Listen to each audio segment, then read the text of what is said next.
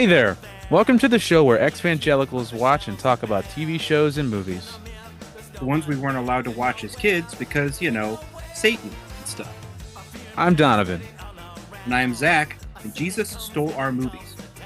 So let's become teachers just so we can ruin the day of a bunch of little teenagers and get back this movie. Did I you work. just, was your reference the movie that we're currently talking about? Yeah, I thought I'd try that for once. Wow. Okay. Something new, Uh, something borrowed, something blue, which is me, because I'm depressed. No, I'm just kidding. Hey, buddy, how you doing? I'm I watched a film, so Well, welcome back, everybody. It's good to have you here with us again. We're here as we usually are to talk about movies that we weren't allowed to watch as kids because our parents deemed them too sacrilegious or evil in general. And we got a special guest with us today, Mr. Scott Okamoto, who picked a wonderful movie for us to watch today. So, how are you doing, sir? I'm great. Thanks for having me, all. Happy to represent Generation X. What movie did you pick for us today, sir? I picked The Breakfast Club, Yeah, a John yeah. Hughes movie that I was not allowed to watch when it came out. I was in middle school. Mm, Um, and but my parents weren't super restrictive with as long as it was like PG-13, I could have watched it. But for some reason, this movie was R. yeah, Um, I think only because of like drug use, and maybe some of the talk of suicidal ideation or something. But yeah. it was a And pretty light R. Bender drops a few F-bombs too, I think. Yeah, yeah, that's right. You're only allowed a certain number Yeah. of F-bombs for PG-13. So when I finally did see it when I was in high school, like rented it Mm, from the local video store, hell watched it yeah. with my friends. I was like, oh, yeah, that was a movie. It wasn't that shocking. I was like, I don't know what I expected. I had friends that snuck in, like, because I think I was 14 or Hmm. 15 when it came out. And back in the day, maybe you could still do this, right? I don't go to a lot of movies. You buy a ticket and just walk into whatever movie you want. Yeah. A lot of my friends did that and reported back about the movie and how great it was. They felt seen. Um, So yeah, can't, I'm looking forward to getting into this because curious to know what you all think about the 80s and the vibe of like teen life, the fragmentation of culture and society in high schools, Yeah. um, the combative nature of parent-child relationships of the 80s, the whole thing because it changed a lot in the 90s. I feel like Yes. kids who were raised in the 90s don't get this movie because they think it's like over the top or it's not realistic. But there Mm. are things about it that feel really on the nose. So yeah. let me actually go ahead and delete a couple of these butt jokes I made because I this movie is way more serious. I've always been under the impression that this was a comedy Mm. Yeah. somehow. There are no jokes in this movie. I laughed at some one specific thing very unintentionally because I thought it was very, very funny, but it wasn't meant to be. And it by the end of our discussion, you'll kind of see that I'm like flagging with anything to say. I'm just kind of like reporting what is happening on the screen because there's nothing to bounce off of. It's just a very dour meditation on how people relate to each other, which Mm. in some places is absolutely terrific. Mm. And we'll get to that by the end of the episode. But it was very, very interesting to me. I watch a lot of older movies. Like I really enjoy, Hammer horror from the late 50s and early 60s. I watch a lot of 80s like B monster movies, but nothing in the context of like kids relating to each other and like that sort of public school experience. And public school was a hellhole for a lot of people. Hmm. Um, and I feel like this movie did disservice to some of my issues that I have with having attended public school and endured some of those things. Mm. But also, we're going to talk about other weird media tropes and stuff that go into some of these movies because we've talked about movie bullies before on the show, Donovan, Mm. you and I. And we're going to get into a little bit of those things. But like, I had no exposure to this. The most exposure I've had to Breakfast Club is there is an episode of Psych in which is like their high school reunion, and the main character like pretends he's Judd Nelson the entire time, and then he has the weird monologue and changes it to be pertinent to all their characters instead of the Breakfast Club characters. Hell yeah. That's all I knew. So like I and That's a ch that was a funny episode. So like I always thought this was a comedy. It's kind of Um, marketed as one too, wasn't it? Yeah. Yeah, That because it's got like the montage with of the dancing and the running yeah. in the halls and yeah, I'll say this, like I grew up through it. This was my supposed to be my, era. mhm. Hmm. I always thought Judd Nelson overacted Yes. in everything he was in. And because he was like a theater, he's like a Shakespearean theater Mm. actor, I didn't know that. um, actually super nerdy, he was kind of uncomfortable playing this bully, this this, Yeah. this character. Um, but yeah, he's the one character I was like, I knew a lot of bullies, none of them talked like him, like Yeah, He it's was a little way too extreme. smart for yeah, and way um too like insightful and and so, yeah, but Yeah, right. You're whose bullies give them a therapy he's a session. bully with a heart of gold. It's like, yeah, there were I, some spots in here he's really playing to the back row, and you're like, oh, yeah, okay, dude, just yeah, turn it down a little. we know you're does it supposed to turn it up, but we can see your face. Like I'm not 80 feet away from you, you know. Yeah, well, to It's yeah, quote John Bender, do you think I give a shit? yeah, there was a moment where I thought we're going to talk about it a little bit later. There was a moment I thought he was doing a really really good job, yeah. There's moments. Yeah. and then I sat and thought about it, and I was like, actually, that was really overacted. Like that, we'll get to it. Okay. Yeah. The Hmm. moment, and one of the moments that's a really I want. There was okay. I got sidetracked. So I watch a lot of older movies, Yeah. right?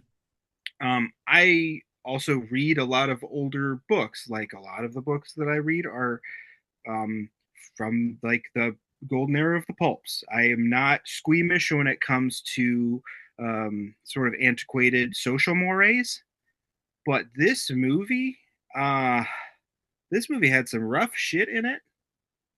That like I'll read shit from the 30s, and like you kind of have to read around eugenics just being okay. You kind of have to read around very casual racism, um, If not the overt. Yeah. overt, yeah, Hmm. overt casual racism, the very very blatant stuff. And you just kind of have to be like, okay, that's what we're working with. This still has some sort of merit that we can dive into. There's still a story here, but some of this stuff was so abrupt and so aggressive that it Yeah. was like kind of uncomfortable in a way.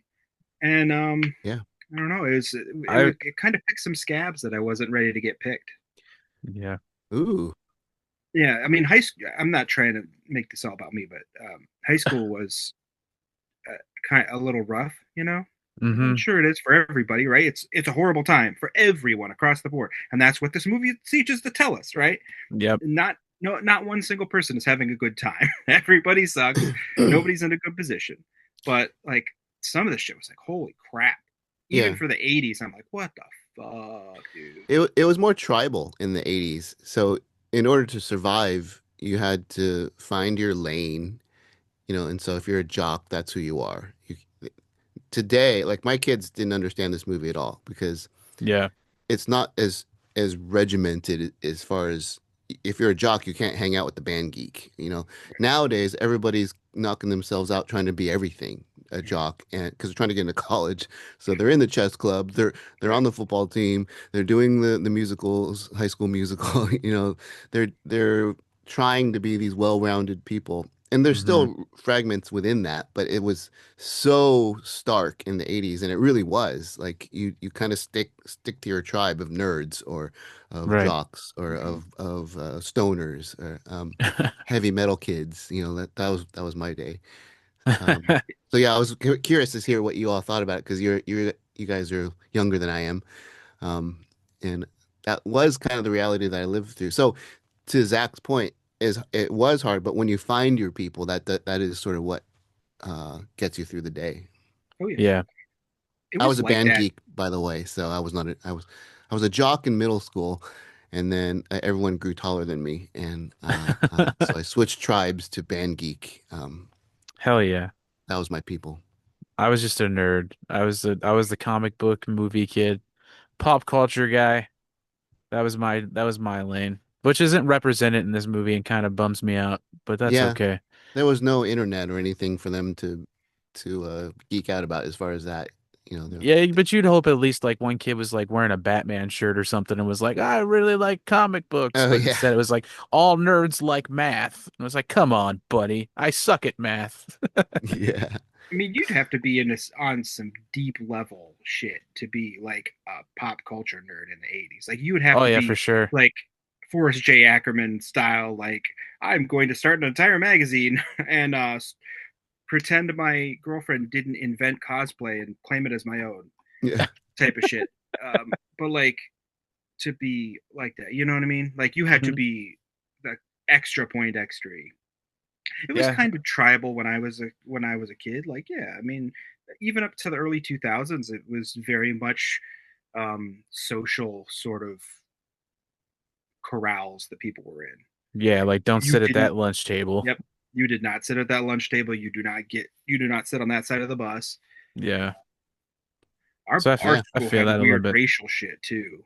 That was going Uh, on. Ooh, Oh, it was not. and It was that's not. John Hughes. There is no race in John Hughes. It's all white people. Oh my yeah, god. Um, that was one of the biggest things I saw when I looked up the Christian critiques of this movie. Was I was actually surprised that a bunch of websites were like, not enough diversity. I was like, whoa. I mean, it was the era.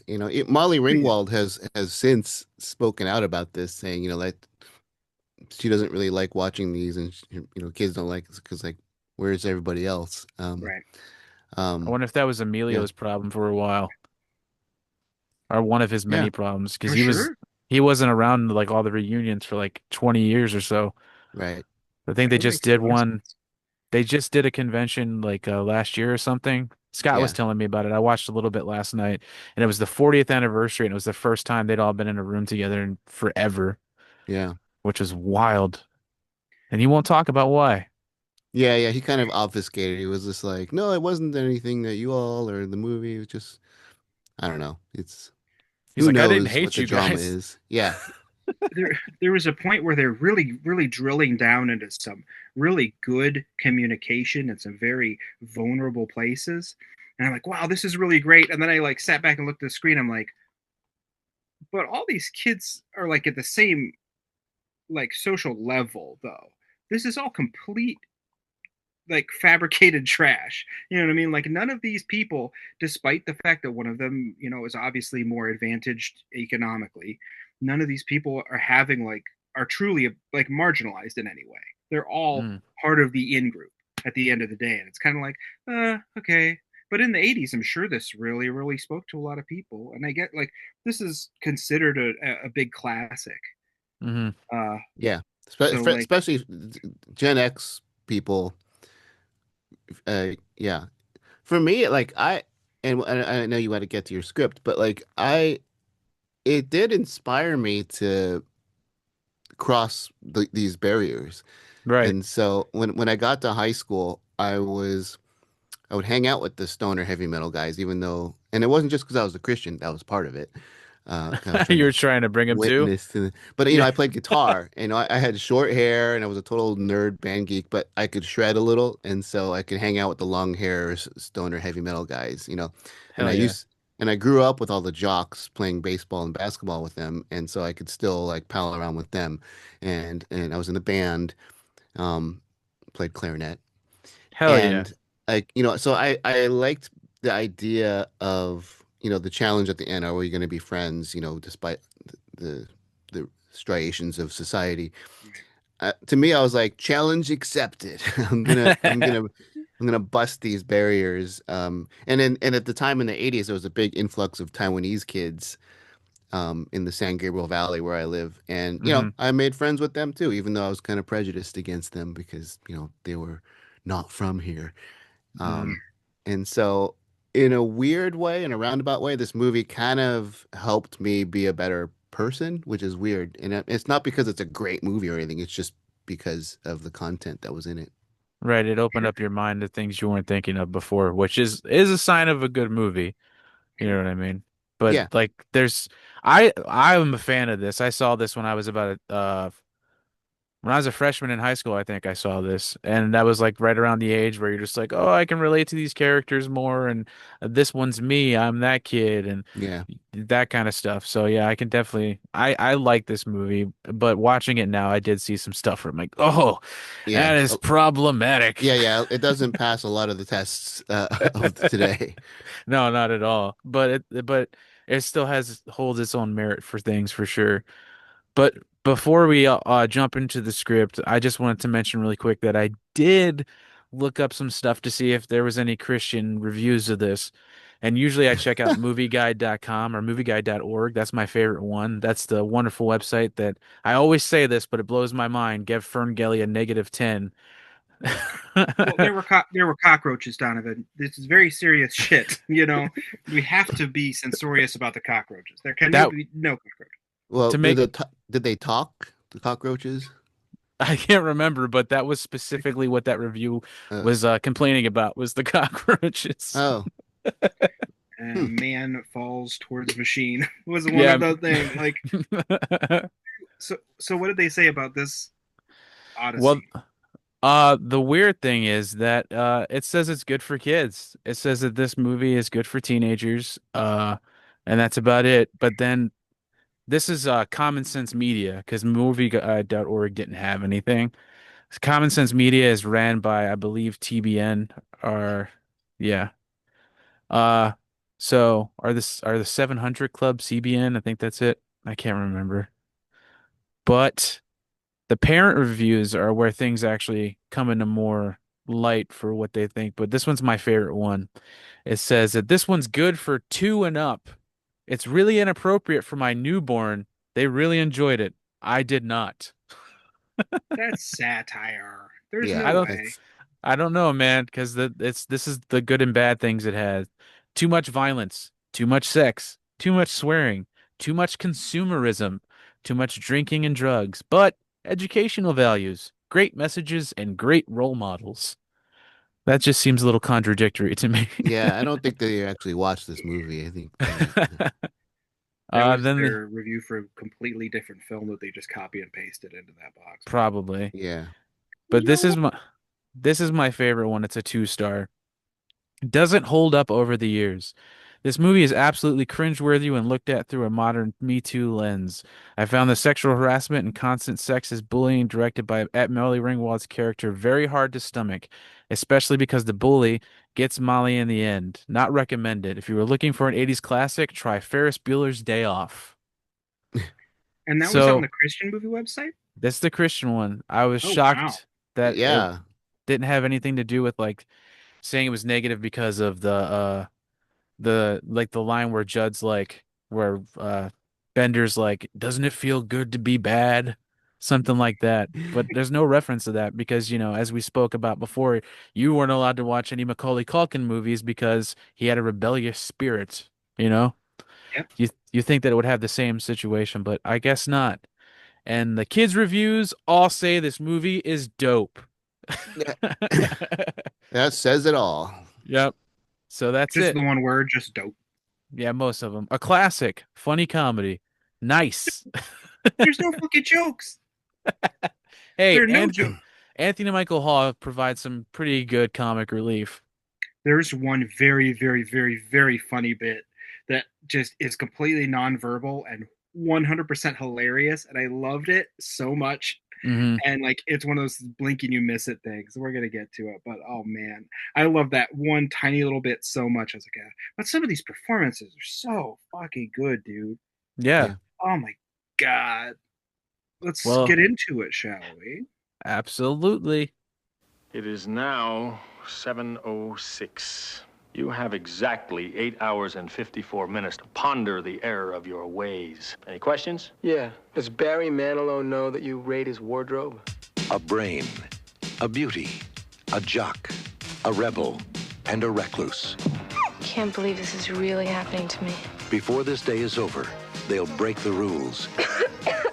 Chicks cannot hold their smoke. That's what it is. Bare their souls. I'm a nymphomaniac. Are your parents aware of this? Take some chances. Being bad feels pretty good, huh? And touch each other in a way they never dreamed possible. Why'd you do that? Because I knew you wouldn't. The Breakfast Club. They only met once, I don't want to be alone anymore. You don't have to be. but it changed their lives forever. I mean, I consider you guys my friends. I'm not wrong, am I? Universal Pictures presents Emilio Estevez, Paul Gleason, Anthony Michael Hall, Judd Nelson, Molly Ringwald, and Ali Sheedy in a John Hughes film. Why are you being so nice to me? Because you're letting me. The Breakfast Club.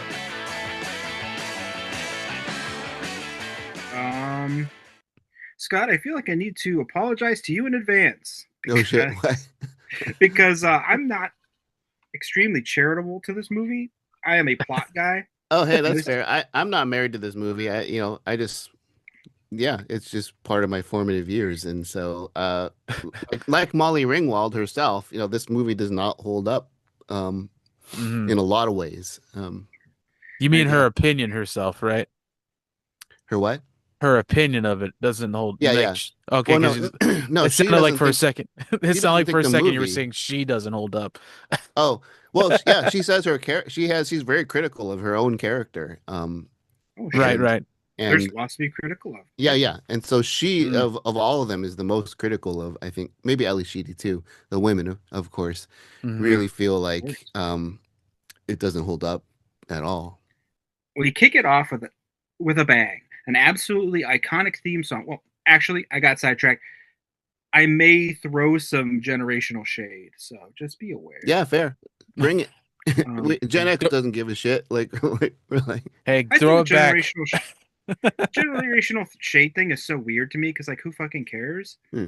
But then like there's a certain like yeah, there's a certain like late boomer Gen X dude bro energy that like if you say you don't like a certain movie or haven't seen a certain movie, or you'd be like, we kind of fucking, you've never seen it? Like, are you even yeah, American? Like, yeah. relax, dude. It's like a moral obligation to see these dumb movies. Yeah.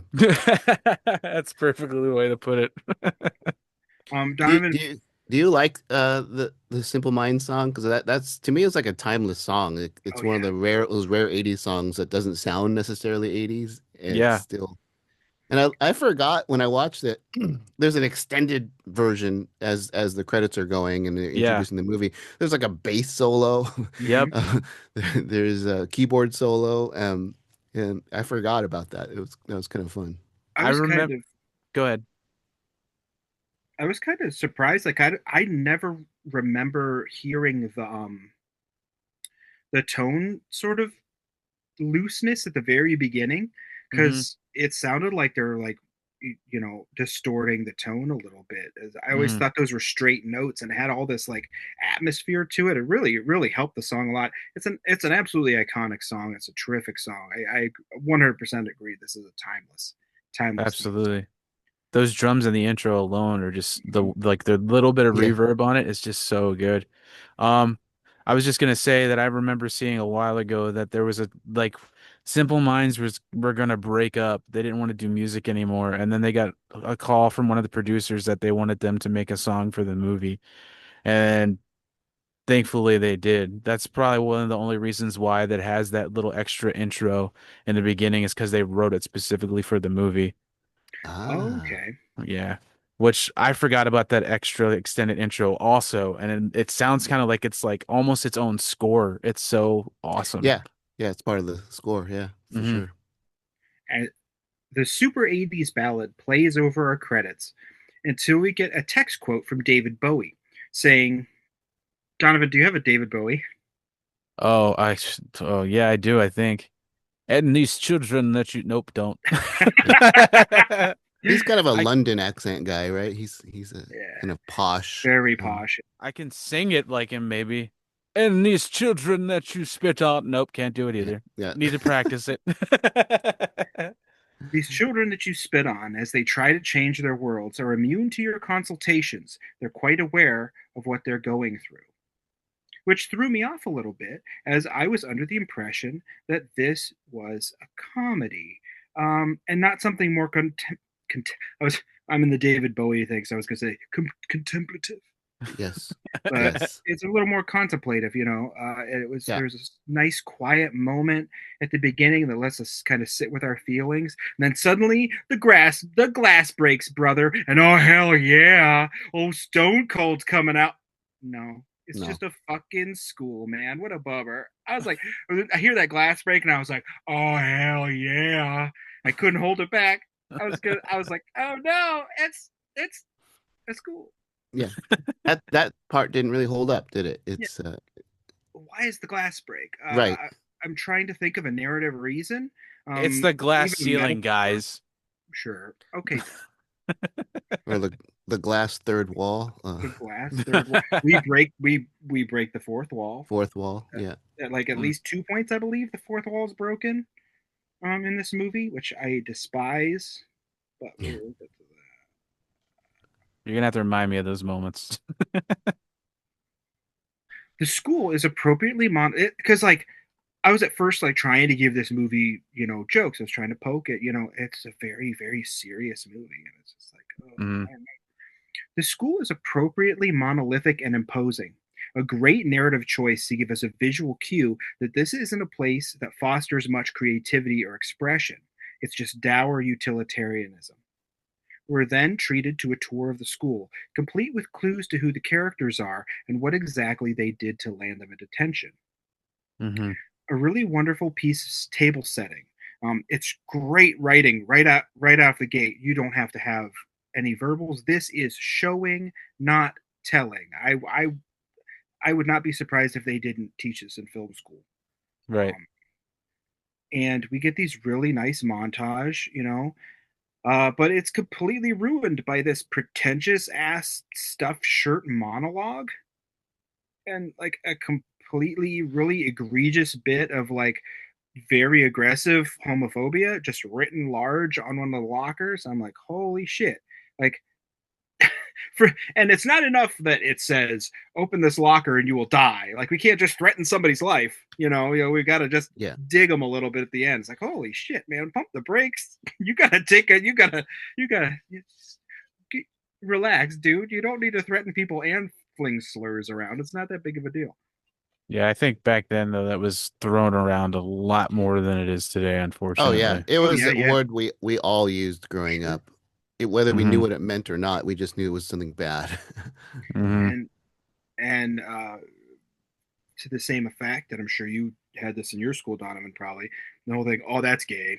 Oh Oh, yeah. Mhm. look at gay shit. And like, why is that a pejorative? It's not, shouldn't be. Why do we use that casually? Hmm.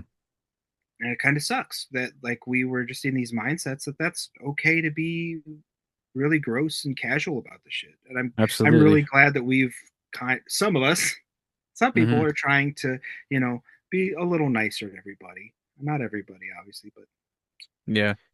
Yeah. there's a little bit of progress, I guess. Um, I didn't understand the voiceover, and I want to get your guys' opinions at the end of the film about why we needed to hear this now. Um, In the but beginning.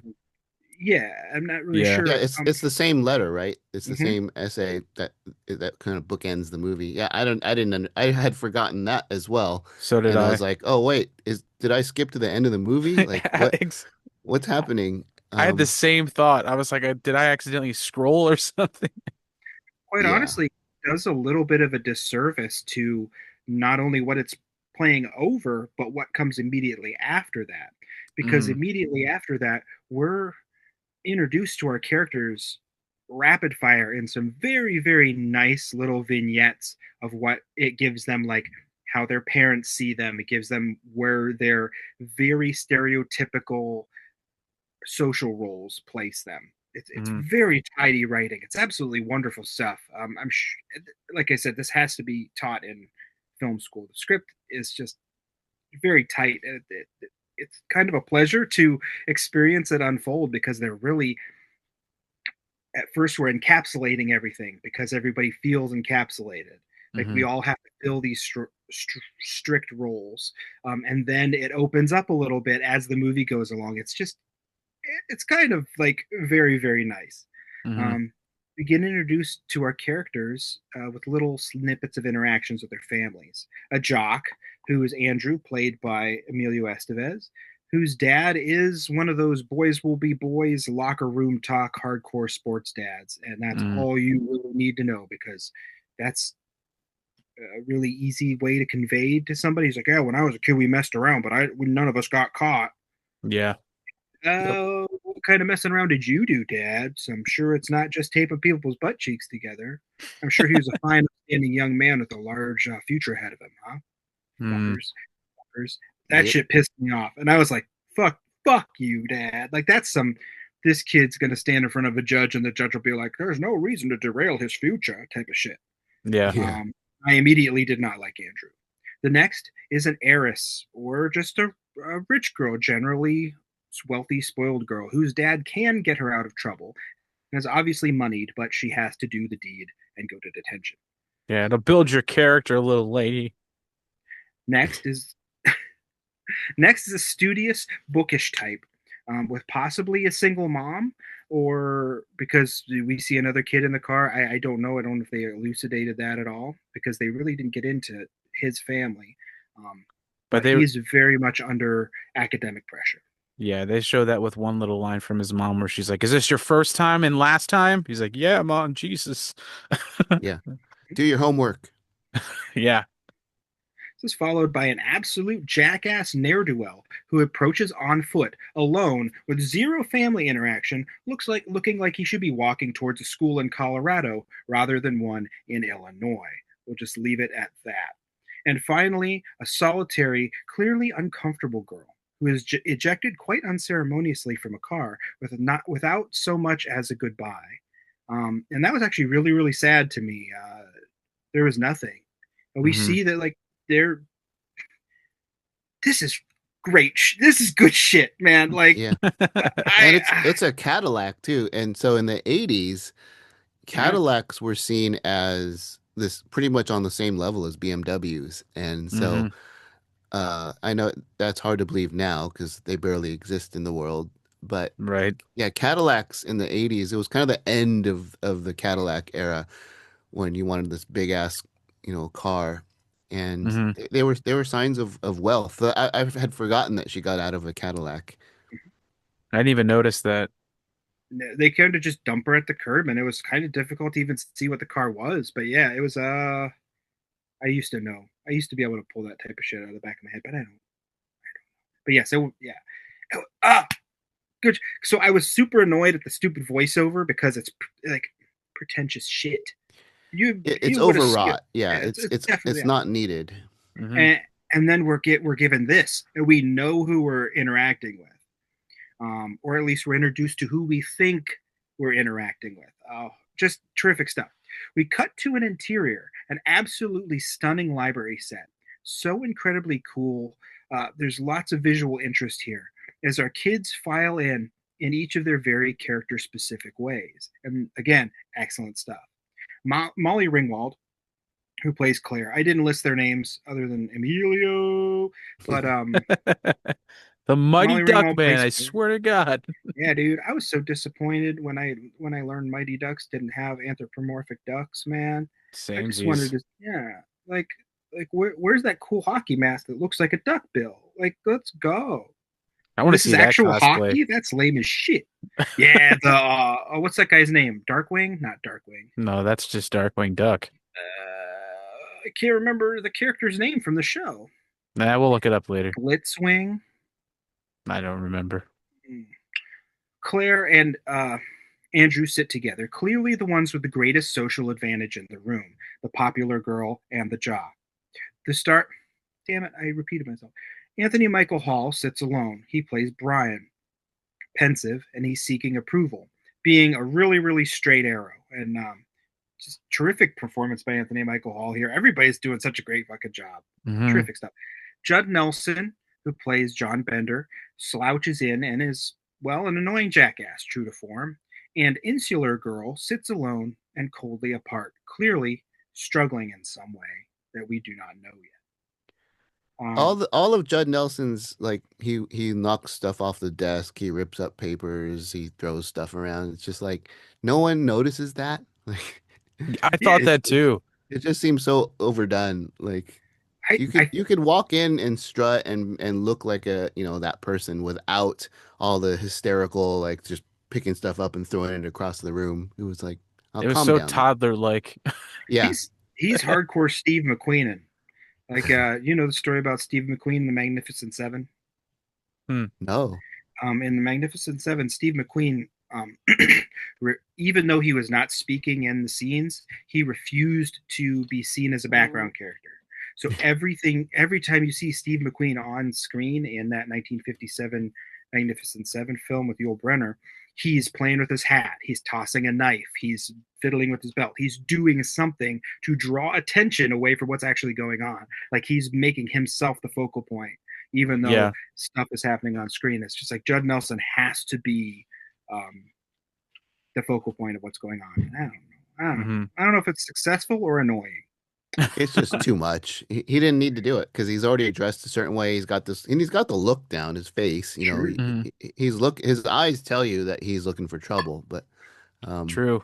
he should have just trusted that and not just, you know, played around with the props, throwing them around. Hmm. That trench coat told me he was looking for trouble. God damn. Ooh, Didn't know if he like. I didn't know if he was gonna pull something out of there. I don't know if he was gonna fucking Duncan McLeod somebody and raise their head up and lightning was gonna strike because he has a samurai sword hidden in there or some shit. Are you just gonna flash people? No Highlander the TV series fans. Okay. Yeah, there you go. The entire time he keeps his coat closed and he's just completely naked underneath Yep. until Just at the last flashes second he everybody. just flaps it. Like, oh my God, oh no. The teacher in charge of detention arrives. So I mistakenly thought he was the principal, but I guess he's not. He's a staunch authoritarian, a real no nonsense figure, played here by Paul Gleason, who plays a sheriff in one of my favorite trashy monster movies called Abominable. And he does the bull get the horns thing in the movie, like they obviously, you Hmm. know he's the teacher from Breakfast Club. On the mug in the movie, it says, "You mess with the bull, you get the horns." Oh, that's awesome. And he also, there's a weird pulp novel association as well. He played Doc Savage in the terrible '70s Doc Savage film adaptation, which is not worth anyone ever watching. And I actively enjoy Troll 2. Um, Roll two. Hell yeah. Mr. Vernon is needlessly rude to these kids. He says no talking, no moving, no sleeping, and no bathroom breaks, apparently. He also demands each kid write 1,000-word essay about who they think they are. And as somebody who writes stuff, like as a teenager, 1,000 words would seem like an insurmountable task.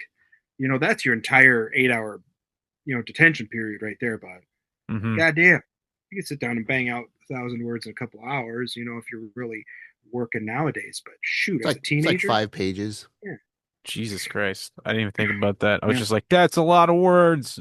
And we're like roughly 300. I mean, if they're writing by hand, but like roughly like on a book page, 300 fits on like a I like how he eight and also a half. made it clear he's like, no rewriting the same words. Because that's the shit I Yeah. would have done for sure. Do the Bart Simpson thing. Hmm. I'm really, really, really, really, really, really, really, really, really sad to be here. You could go in the complete opposite direction and be as florid as humanly possible, and just like come up with all these like antiquated words that nobody's used, and like, where did you get squamous? Nobody uses squamous anymore. I'm like, Yeah, they're I in the was reading library. Yeah, Yeah, Right. but get that thesaurus out and go to town. just Lovecraft all over it, and just like use 17 adjectives to describe one thing. Also, Absolutely. thank you, Scott, for mentioning that we're in a goddamn library and nobody reads a book in the entire fucking movie. That I He was. rips apart a book. Oh, Yeah. we're gonna excoriate that man later about his violence against the written word. Uh,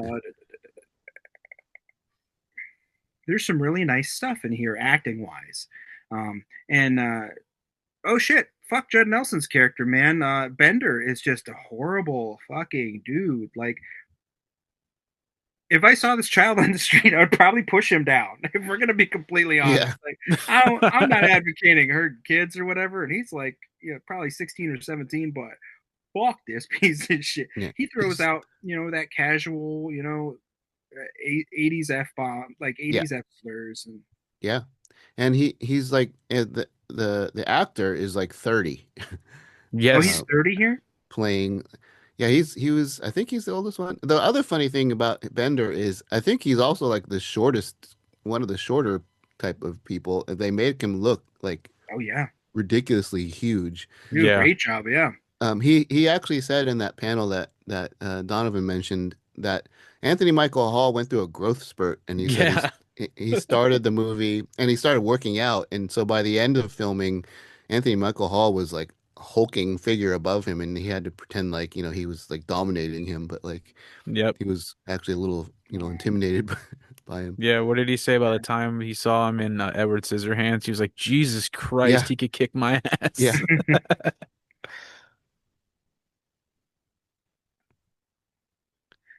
Teacher man leaves, and the library descends into silence until Insular Girl starts biting her nails, to which everyone reacts as if she's doing something absolutely heinous.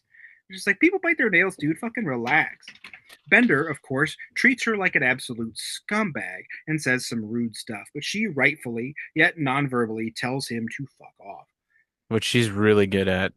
Yeah, that there was some. She had some really nice moments in this movie. I Ali really. Sheedy was my favorite when I was a kid. I had a crush on her because of this movie. I was like, oh, she's awesome. yeah, yeah, Brian, our nerd, is trying to be studious and actually work on his essay, and meanwhile performing some kind of interesting facial gymnastics to try to attempt to put his pencil eraser in his nose using his lip, which is very interesting to me. I Yeah. was rooting for that man to succeed in his nasal penetration there. yeah. He's like, who am I?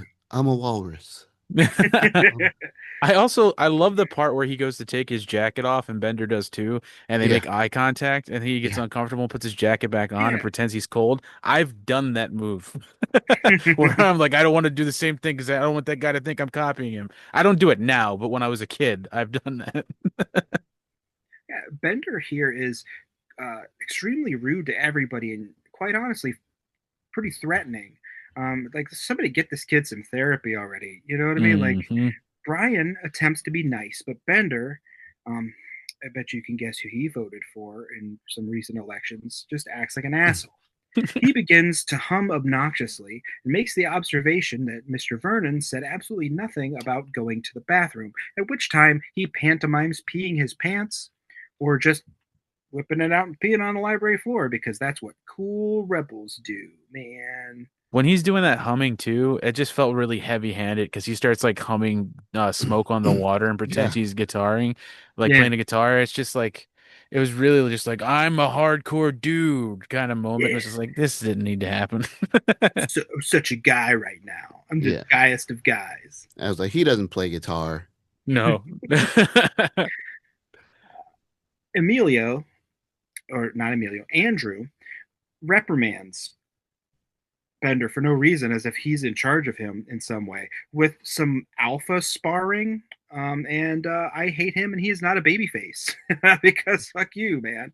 Um, and he again drops some more slurs, and we I don't was about have to to say, belabor yeah. the point, but that one was a hard OT, man. At the end, I'm like, holy god damn. Hmm. And I know, understand, yeah, it's like reading. It's the same thing. You just kind of have to read around it, but it's it was jarring, and a lot of the times, like when I was, in school, nobody was dropping, f f slurs all like that, but there was certainly an anti gay sentiment, Hmm. and that was one of the things that was like very heavily weaponized against people that would be bullied and picked on, Yeah. and that's not cool. So let's treat humans Yeah. nicely. In the 80s, no one came out, or at least in most public schools. I'm sure there were some. I went to a really large public school, and we didn't know anyone who was out. And so being gay was just this boogeyman that almost didn't exist. So it was like quote unquote safe slur.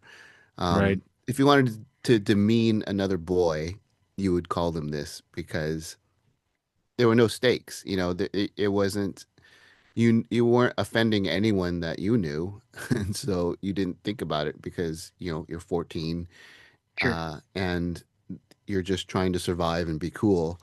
And it's fucked up, but yeah, it was what we did to survive. It was to establish this pecking order, and that's what I see Bender doing, right? It's like he's trying to establish himself as the alpha, um, and the two dudes are sort of facing off, trying to Hmm. establish which one is the authority here, Hmm. because Yeah.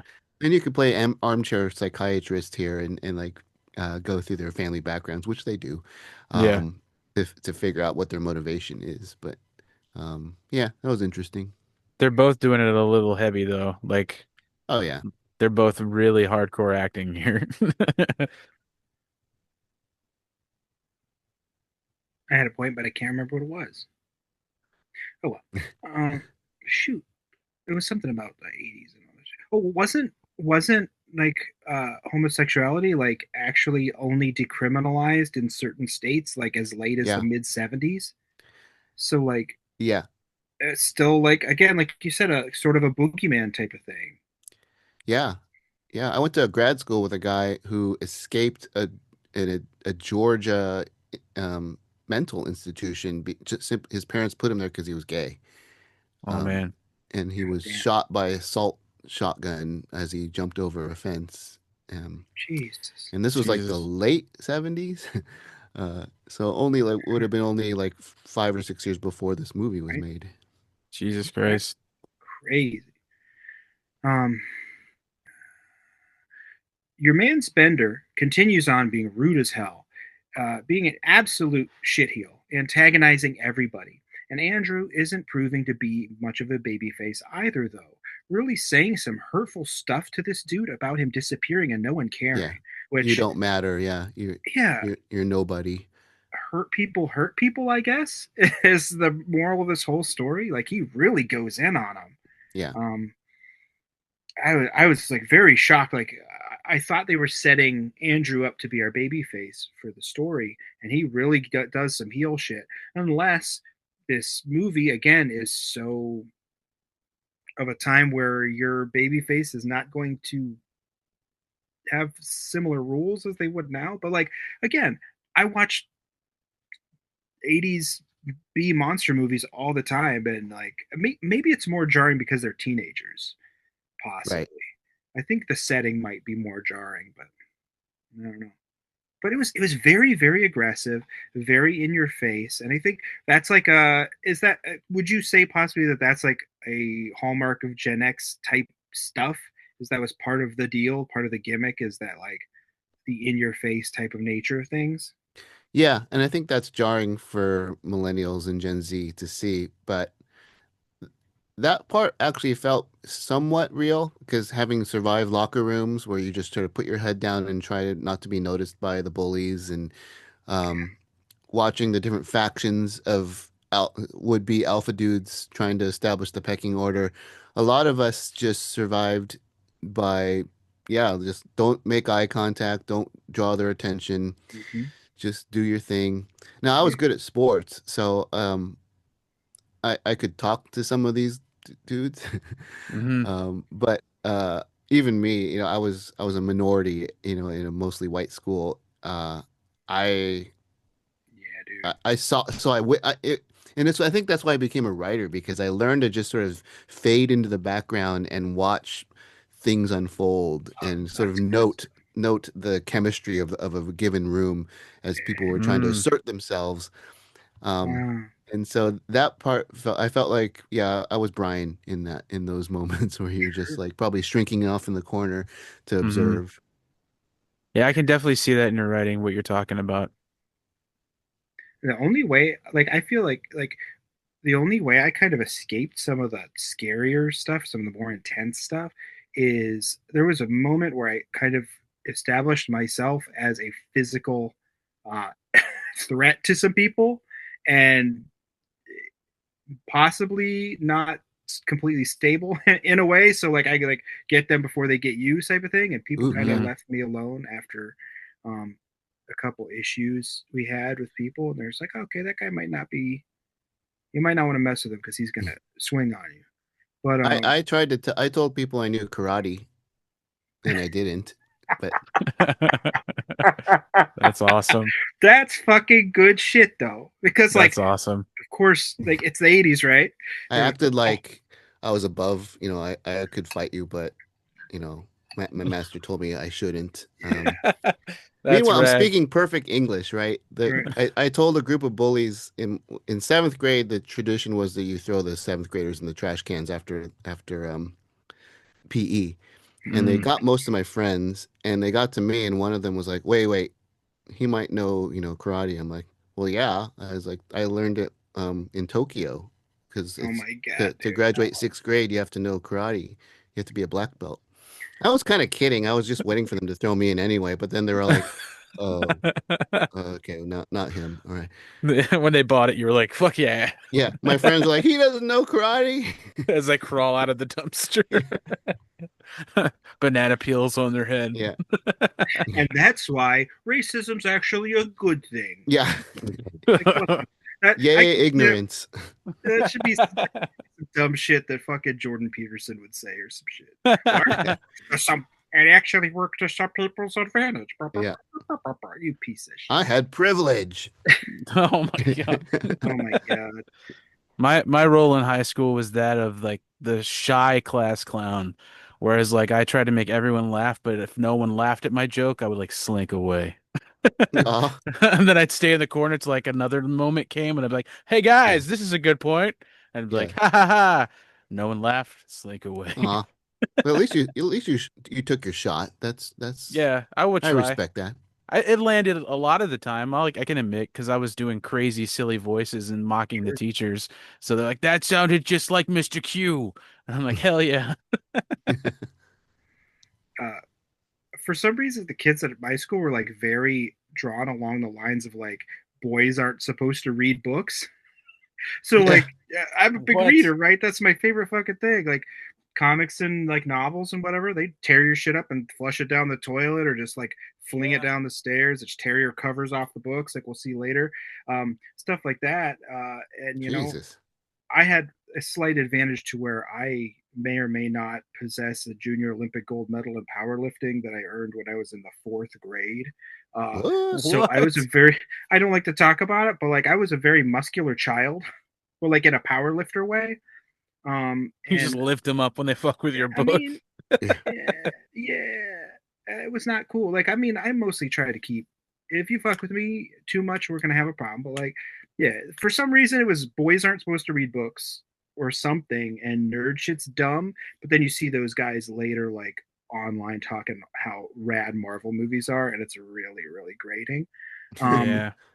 you flushed my Spider-Man number 117 down the toilet, you Oh, wonderful jeez. piece of trash. Um, what was I actually getting to? There was a point there. I can't remember. I had a Goddamn dude spit in one of my books once and close it. It fucking was like clowns. gum. I was like, "You fucking." I was really in the middle of that page, you piece of shit. Oh, that's what. So my main defense mechanism, right, was to align myself with some sort of subculture. So I had to find the toughest, most unassailable, most anti-nerdy subculture. Yes, gentlemen, I became enamored with ska punk, and nobody can possibly pick on you if you like ska punk. That doesn't make you a target. Those fucking kids were mean, man. If you like didn't like the same type of music as them, like they would fucking pick on you. They'd pull your CDs because like back in the day, people would bring their CD books to school. Yeah. People like they'd pull your shit out and just snap the CDs and like fling the shit out the bus windows and Jesus. stuff. Those things Yeah, cost like $20 back in the yeah, day. yeah. Yeah, man. Crazy. My wife went to a private school, so she didn't know any of this stuff. She's like, people treated each other like this. I'm like, yeah, dude, it was pretty rough. That's just the way it is. Yeah. We rattle on in our film, of course, with some heavy handed but tidy dialogue, really establishing the archetypes quickly. When Claire drops some pre-TikTok pop psychology on Bender, Ryan both shows and tells us at the same time that he's a dweeby academic, and Andrew just seems like just as much of a prick as Bender, only Yeah. more buttoned up, and his aggression is more focused and vented through sports, Truth. which is really good writing, quite honestly, because Hmm. you want to dismiss Andrew as like, yeah, he's not as much of a bully as Bender because all that aggression gets put out through his wrestling activities. And then you realize later some things, and it's like, oh Yeah, my God, that's good shit. he's Yeah. part of the establishment. So even though they're kind of um, two kinds of alpha dickheads, um, Andrew is the more respected one because Mhm. he's part of the system. He's playing in the system, and he's given Hmm. that privilege and that status. Yeah, he's got that Yeah. jacket, man. That's his Yeah. pass. Yep. Um, Snappy dialogue, quite nice acting, some extreme nostril flaring, and decent reasoning by Bender as they talk about extracurricular clubs and how they even further funnel people into social corrals. I don't know a better way to say that. Social corrals. There's some actual nice probing of like high school social structures here. There's some engaging stuff until yet another hard ass F slur. And I'm slowly realizing this is not a comedy at all. And then there's going to be no plot in this film at all. They're not going to have to steal anything from the school or escape an alien invasion or even have any jokes. This is just a drama. Um, and I'm thinking, man, they better at least be fucking friends by the end of this thing, or get summoned by a weird floating face in a tube at the end to make it all worth it. Ooh, Because they are, Power Rangers reference. Hell yeah, yeah. they're teenagers with attitude, Scott. Um, Bender is definitely a Tommy. no way, dude, he's too much of an asshole. Tommy No, goes and do you, volunteers at the community center. God damn it. but do you remember Tommy was evil when he first came on? Yeah, Rita Repulsa yeah, was like, "This is my evil Power Ranger," I remember? guess. So And he that's was a bully. it's yeah, man. Yeah, They yeah. really needed was a bulk and a skull. That would have made the whole movie. They combined him and put him in the vice principal dude. Annoying ass Bender notices Mr. Vernon leave, and he jimmies the door closed. Mr. Vernon acts like a total psychopath and freaks out, while the kids work together for the first time to kind of give him a good ribbing, which is pretty funny. It's not technically a joke, but it's like, hey, that's pretty clever. You guys are okay. And then Who I'm would starting take to, a screw? I'm like, this could be fun. They could actually get to some stuff here. Hmm. But he's the device that kind of unites them. Mhm. Him being such a dick Yeah. You kind of you have forces them to band together. you have to have an antagonist, right? A story does not work without conflict. If you don't have Yep, conflict, there's no impetus to rise above. yep. Uh, Vernon acts a fool, yelling and gesturing. And while, yes, he's supposed to look out for the well being of these kids, it's in a very, very angry ass boomer way that's very hostile, and even leads our jackass Bender to defend the introvert girl, um, who we learn is either nonverbal or neurodivergent in a way that we don't know yet because we haven't really gotten to know her because we're only like 7 minutes in the movie. But And that term neurodivergent did not exist no, in the 80s. she would have Yeah. just been weirdo, Yeah. right? Or fucked up, or the R slur, or something like that. Um, Which I think they say in here at one point for sure. oh, I'm sure. Yeah, I mean, it's the '80s. It's an '80s movie. It's gonna Hmm. be coming back in 2026. We're allowed to say it again because the president is our rapist, and we can do whatever the fuck we want. Hell yeah, brother. Fuck this place, man. Yeah, you're probably not wrong on that one. It's just bullshit, dude. Yeah. Because we're like, we watch this and we're like, wow, that's really outdated, and we're a lot nicer now, and like, people are literally trying to get people elected to public office so we could say the F slur at people again. Wow. Yeah. Okay. Great job, guys. Whatever. Um, I have to be polite to people. Fuck you. Like, Yeah. What in Hey, the as long as world? that Cracker Barrel Crazy. logo is the same, I don't give a fuck. Yeah, the world is good as long as that Cracker Barrel doesn't change. That's one I just like. I can You can kind of walk yourself backwards into some of the culture war stuff, but the Cracker Barrel logo thing is like, Yeah, now you're just fishing for guys, something yeah, to be pissed at. Right around the yes, time is another crazy school shooting. The attention gets Yeah, diverted oh yeah. to a Cracker Barrel logo. yeah. Or or right around the time where like there's significant compelling evidence to damn a very large portion of our governing body as Yep. part of something really really gross. You just happen to release armed troops on the streets of cities and federalized police forces. That has nothing to do with the other thing. Yeah. No. No. I'm sorry, Yeah. Donovan, what'd you say? I said no. You what? No. I couldn't hear you over the keys jangling. I'm sorry.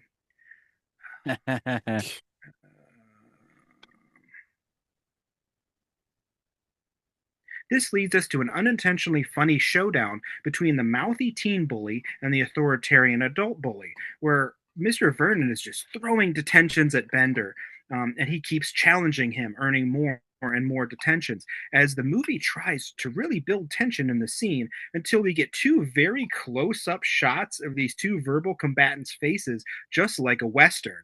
And I could not help but chuckle at just how silly and hopelessly dramatic it all was. Like there's a moment where it's like, oh shoot, this is kind of intense, and then they're like Sergio Leone, like they might as well have had the light bar across their eyes and they're just sweating. Like Lee Van Cleef's over in the corner just glaring at everybody, you know. But surely no one will be seated during the thrilling detention spamming scene. Like, Mhm. this is kind of silly, but This is one of the most quoted lines of the movie, though, this whole thing, which this movie does have a lot of like quotable moments that have been used throughout the time that it like, yeah, it's just very quotable, especially this scene. there's some pretty great lines in this movie. Absolutely. Again, this is good shit. Like, do we know if there was they got any awards for this or anything? Because No, no. John No, Hughes never won anything. He was, the Brat Pack and John Hughes were just cultural phenomenons. But like, yeah, they were not honored at Oscars or any. which is Um, bullshit because Baby's Day Out is a fucking masterpiece. oh, that's one of my favorite movies. Yeah, Baby's Day Me Out too. is a John Hughes. Yeah, Is it? he Oh wrote yeah. it. Oh, Wow. funny. Yeah. That Did I have not laughed that hard. And yeah, did you all wonder why Bender is even there? If he's such a badass, why is he showing up to yeah. detention on I Saturday? didn't even think And why about does he that. even care? Like, hey, you got another one, buddy. Oh, that's 11. And like, I knew bullies. They wouldn't show up to Right. detention. They're not. He's like, oh, dang, there goes my next 11 Saturdays. It's like, what? Like, Yeah. Made no sense. Didn't you say that John Hughes wrote this in 2 days, Donovan? Yeah, over 4th of July weekend. Isn't that what they said at the thing? yeah, in that panel, right? What a wow. Because the more we're talking about this, and the more I'm like going through how tight everything is, like the normally I'm a plot guy. I want to see things happen, like rising action, falling action, things. But it's just so well. It's really tight and nice. It's really great. Yeah, he Bender, wrote he's an insane writer. He wrote so many amazing movies that you didn't even know he wrote. There was one I'm trying to think of now that was like huge. He wrote it and then gave it to somebody else because he didn't want his name to be on it. Oh, I can't remember what it is. I'm did trying to he drop think. the Alan Smithy on it? No, he gave it to two screenwriters and then they Oh, added a few things to it, but he didn't want any credit for it because they would have to pay him. And he didn't want to have to be paid for it because he wanted them to just make it. Oh, fuck, what movie was that? wow. Just keep going, I'll think. Bender finally balks, and Mr. Vernon outs himself as a metalhead, throwing up the horns, brother, as he leaves, which earns maybe dreamlike. Maybe we just have to scoot by the censors "fuck you" from Bender, which is accompanied by a weird roaring sound in the soundtrack. And maybe they just reached their maximum level of fucks and they had to kind of warp it. But in a very nice bit of acting from Mr. Gleason, we see Vernon's shell crack just a little bit as the door shuts behind him. There's a bit Mhm. of humanity in the man, after all, perhaps. Um, but would somebody his age at this point in time understand Bender is hurting in some way? Or is this just him like, fuck these kids? You know what I mean? Uh, Right. On the other side of the door, in turn, we see Bender's shell crack slightly as well, which this was one of the more subtle moments of Judd Nelson's performance that were really, really good. I really Hmm. like that. There's one that's way, way too outside later. I'm like, oh, Yeah. God. But Yeah, that's the good part of Judd Nelson's acting. Because the thing that drives me nuts about Bender through all of this stuff that you just described is he's always trying to like educate people. Yeah. Like the bullies I know didn't give a shit about what you knew or right, or whenever they weren't trying to make some big philosophical points about family privilege. They were just acting out, they were just wilding out because they didn't have a lot of interior life because they came from such a horrible Yeah. family situation. Maybe later in life they're figuring shit out, but like if you're 17, absolutely. he's always trying to educate and teach the people around him a lesson, and there's a method to his madness supposedly, and it's just like Hmm. I don't know. And then if you're that guy, but you're also just like ripping books up and being a misogynist and being kind of like assaulty. I Yeah. don't know if Right. that's just too much range. Yeah. Hmm. That's just yeah for that age. I Let's felt. Later, work on your family dynamics, Yeah. guys. later, Bender probably started a cult. Oh hey, well, that would okay. That would track. Yeah. Charismatic, vague Yeah. philosophy. And he became Mark Driscoll. Oh Oh no. shit! Oh god. Uh, is Mark Driscoll the empathy of sin guy? Sin of empathy guy? He's one of them. He's just one. Rule over women. Yeah. Uh, Oh, Mark Driscoll is the men exist to work and work should be hard. And if yeah. you're not working hard, you're not a man or God, Hmm. you're not fulfilling God's promise or shit. Right? That's a Yeah. Mark Driscoll. What a weirdo. Yeah. Anyway. Um Time creeps on interminably, and the kids languish in the library. As some Timu ass ZZ Top plays, we're treated to an absolutely thrilling boredom montage, complete with wall staring, gotta potty shuffle, incremental self immolation, idiotic hoodie misuse, random quirkiness, some fourth wall breaking air guitar, and oh, guess you couldn't guess who the artsy one was, reveal. As the artsy girl in the corner, who we don't even know her name yet, uses her own dandruff to add snow to her Thomas Kincaid ass drawing, which is kind of wild to me. Who That else did scene that? was huge in my day. It was like Hmm. everyone was talking about that. I don't know why that resonated so much with my 15-year-old friends. Um, but yeah, that was like the water cooler uh, image from the movie. And Hmm. it's all table setting, and it's all really, really good stuff. Like I'm going to say it a million times, but it's just very, very. This is showing, right? Where I don't have to be told. Like nonverbal, people are doing what their roles are. Judd Nelson actually has a moment where he matches the soundtrack going on with his air guitar, which is the fourth wall break, and I'm like, was that on purpose? Like, what are we doing? Is this dreamlike? Is this actually happening? There's a moment later when I think this. I have a weird fan theory.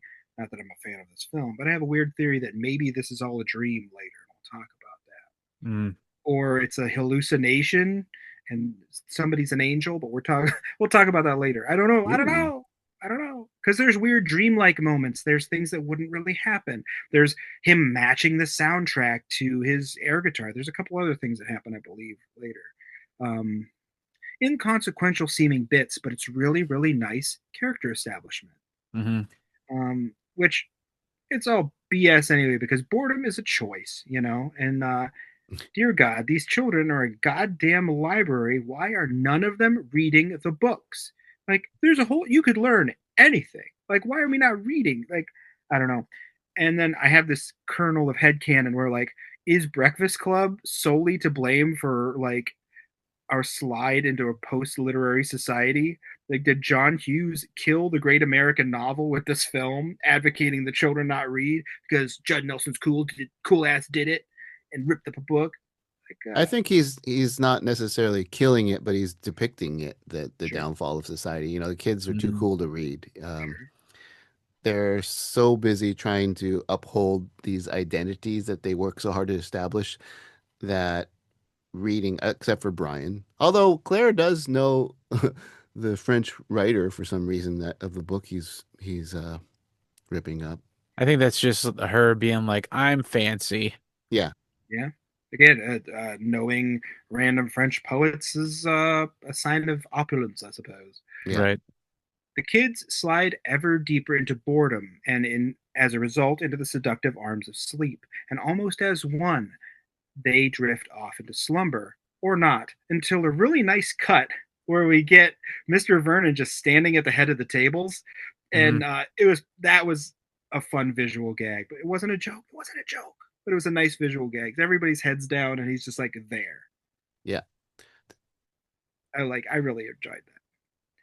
More time passes, and we get Bender committing, low level crimes, but high level effronteries against the institution of libraries and literature as a whole, as he's tearing the pages and cover off of a book.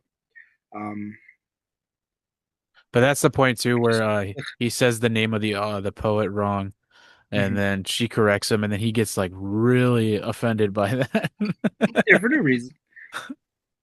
Andrew is uptight for no reason. Brian just wants to be included, damn it. And Claire, well, Claire may slowly be turning into the idea that maybe she can fix Bender. Mhm. Yeesh. There's antagonism between Jock and Burnout or Metalhead or whomever, whatever weird label we're going to put on it. And Andrew invites Claire to a party in front of the two other boys, very, very flagrantly not inviting them, which is, again, reestablishing that social structure.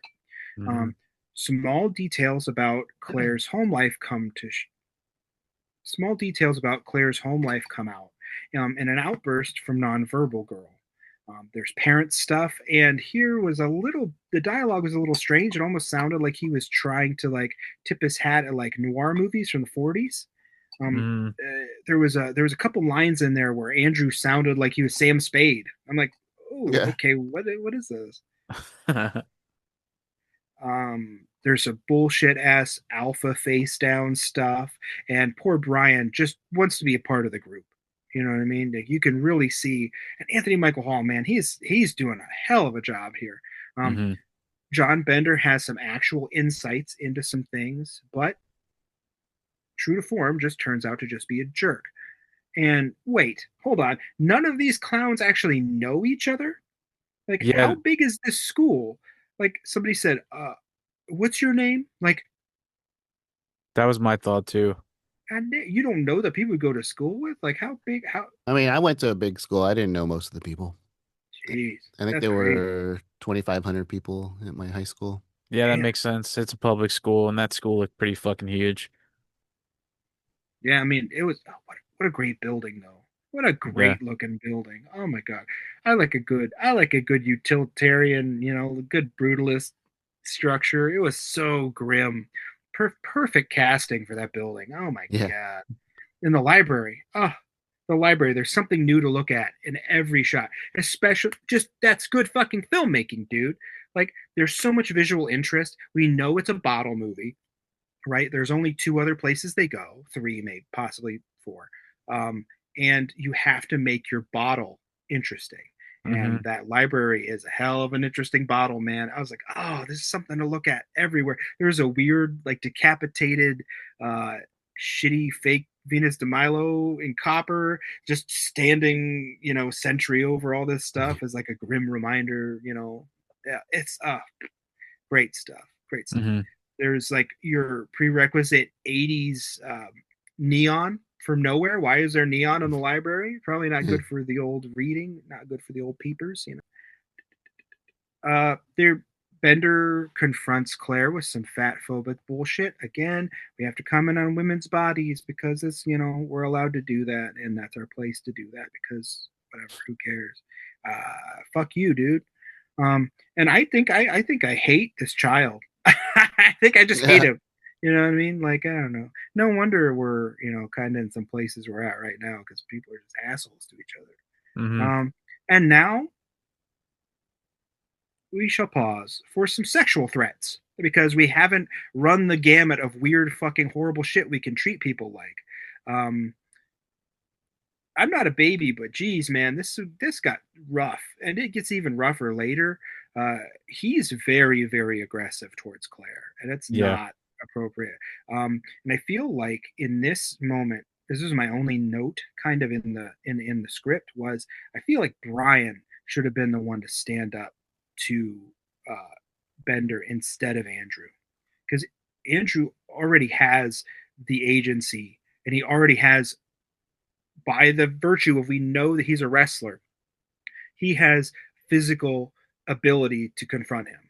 Yeah. You can have him confront him, but we already know that he can. You want to establish Brian as being a little bit more of a baby face. He can stand up and then get face down. At least we get a little more that he's able to stand up for himself and others. Hmm. I would have It, appreciated that, but Andrew kind of tells him to fuck off. I feel like Um, too, to add to that, like Andrew has kind of been a dick himself, so it kind of takes the seriousness away from it, I feel a little bit. And yeah, if Brian would have done it, Brian's shown himself to be more like an innocent person. So if he would have done it, it would have been like more of an impact, I feel. Hmm. but instead of any heroic gesture or aspirational aspect, we get more alpha chest puffing stuff Yeah. until it escalates to a point where Andrew grapples Bender to the floor. Um, Yeah. and the clearly insecure, very clearly posturing Bender, who can't back up his shit, pulls out a knife.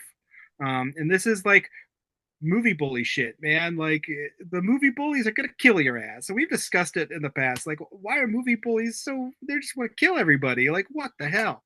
But that line he delivers before he pulls out the knife, I've heard that myself like a million fucking times where he's like, Oh yeah. you're not worth my time, man, because I Mm-hmm. kill you." And you're just like, Yeah. all right, fucking slow your roll there, bud. But then he pulls out the knife and you're like, this motherfucker might mean it. Yeah, that's the mystery, right? Throughout this movie, you're wondering about Bender, Mm-hmm. which I think is okay because people are Hmm. complex. Yeah, Um, and given his who his father is, that is the kind of guy that does, um, you know, kind of lose his mind and do, crazy things. I sure. mean, and obvious, and people watching this now are like, wait, how did he get that past the metal detectors? Yeah. He must have had Because it stashed in his locker or some shit. yeah, yeah, It's no just, metal. This yeah. is what's it's almost, yeah, 15 years before Columbine. So there Mm-hmm. were no school shootings ever Crazy. until 1999, like mass shootings like that. Like Hmm. there were gang fights, Sure.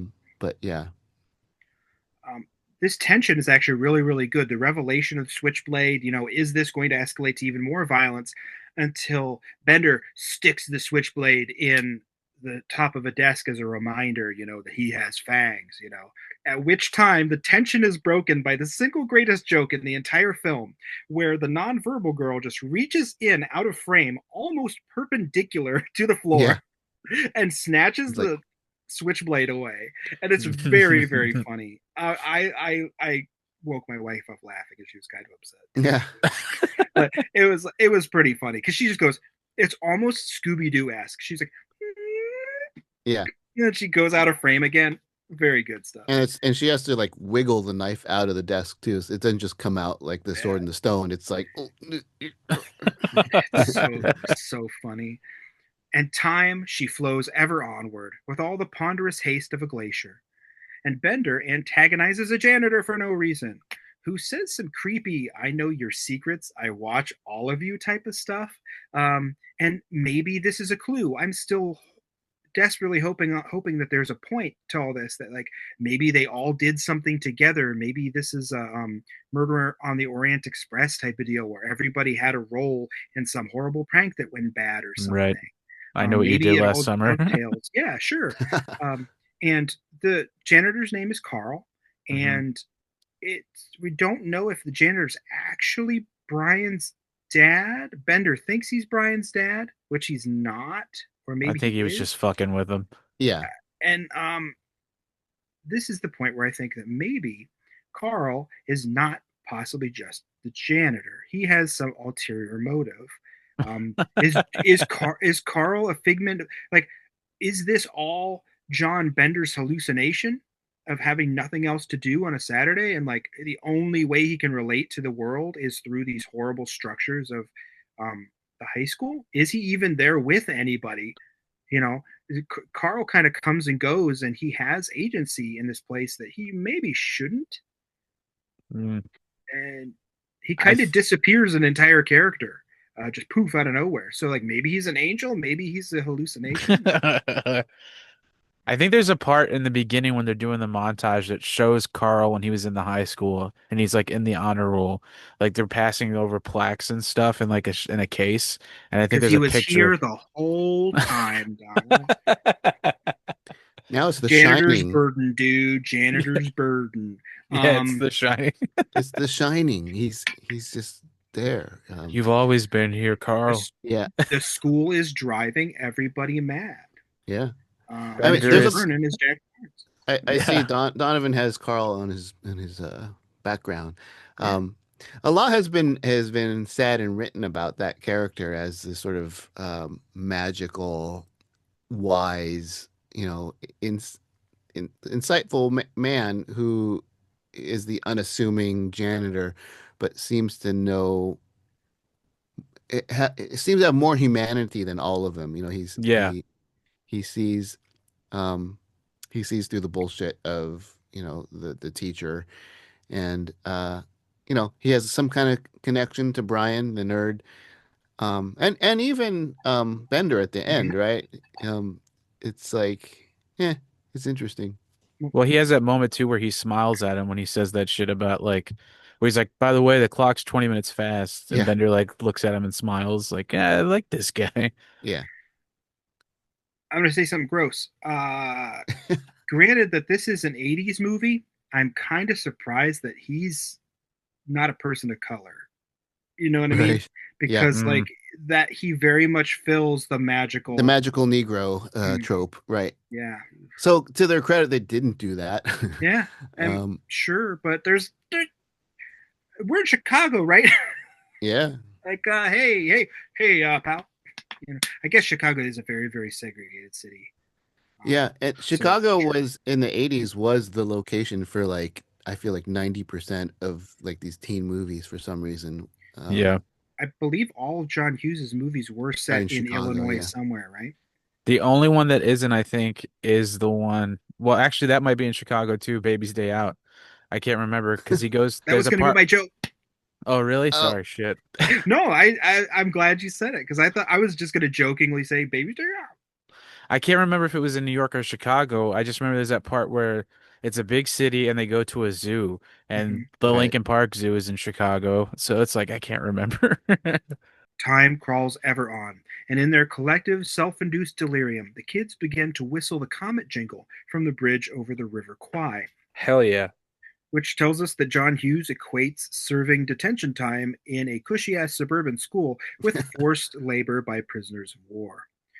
Is there a Oh, cranky jeez. man writing the script? Yes, of course I know him, for he is me. And that's a very, very deep reference if you know anything about Bridge Over the River Kwai. That is our joke for the week that no one is going to get except for maybe one person. I put one in every. Oh. I've seen that movie, but it's been a while. hmm Alec Guinness is in Yeah. Bridge Over the River Yeah, Kwai, yeah. and that Obi-Wan. was Obi-Wan. See, Sorry, I jumped the no, that's good shit. At least somebody got my shit. No, I got it. Thank you, I'm Scott. I'm old, so I lived it. Not I didn't live that movie, but I am a man of a certain age. Part of my entire identity is based around Star Wars. yep.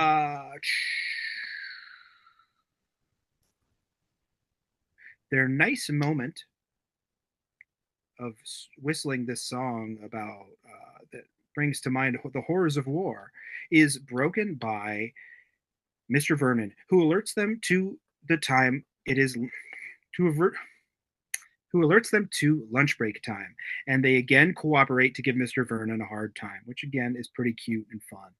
Mr. Vernon chooses Andrew and nonverbal girl, who we now learn is named Allison, which isn't her actress named Allison too.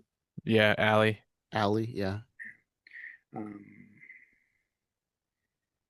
he chooses them as the first to go get lunch or return with fluids for the other kids. Yeah. Like dehydration wasn't a thing in the 80s. We don't care if you desiccate and blow away in the wind. I don't give a shit. Write your essay, you piece of shit.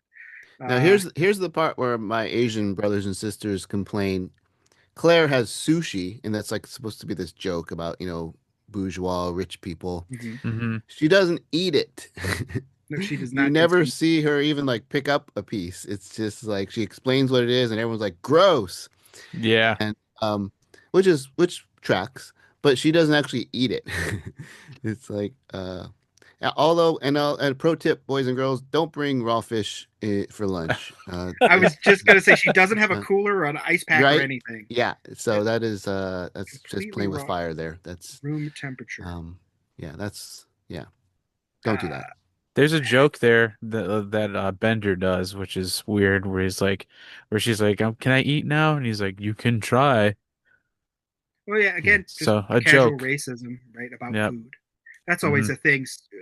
For some reason, foreign food is a thing. Yeah. Yeah. When everybody's got to eat, man. Who Flash cares? forward to like 10 years ago, it was, bring lunch, eat lunch with your kid.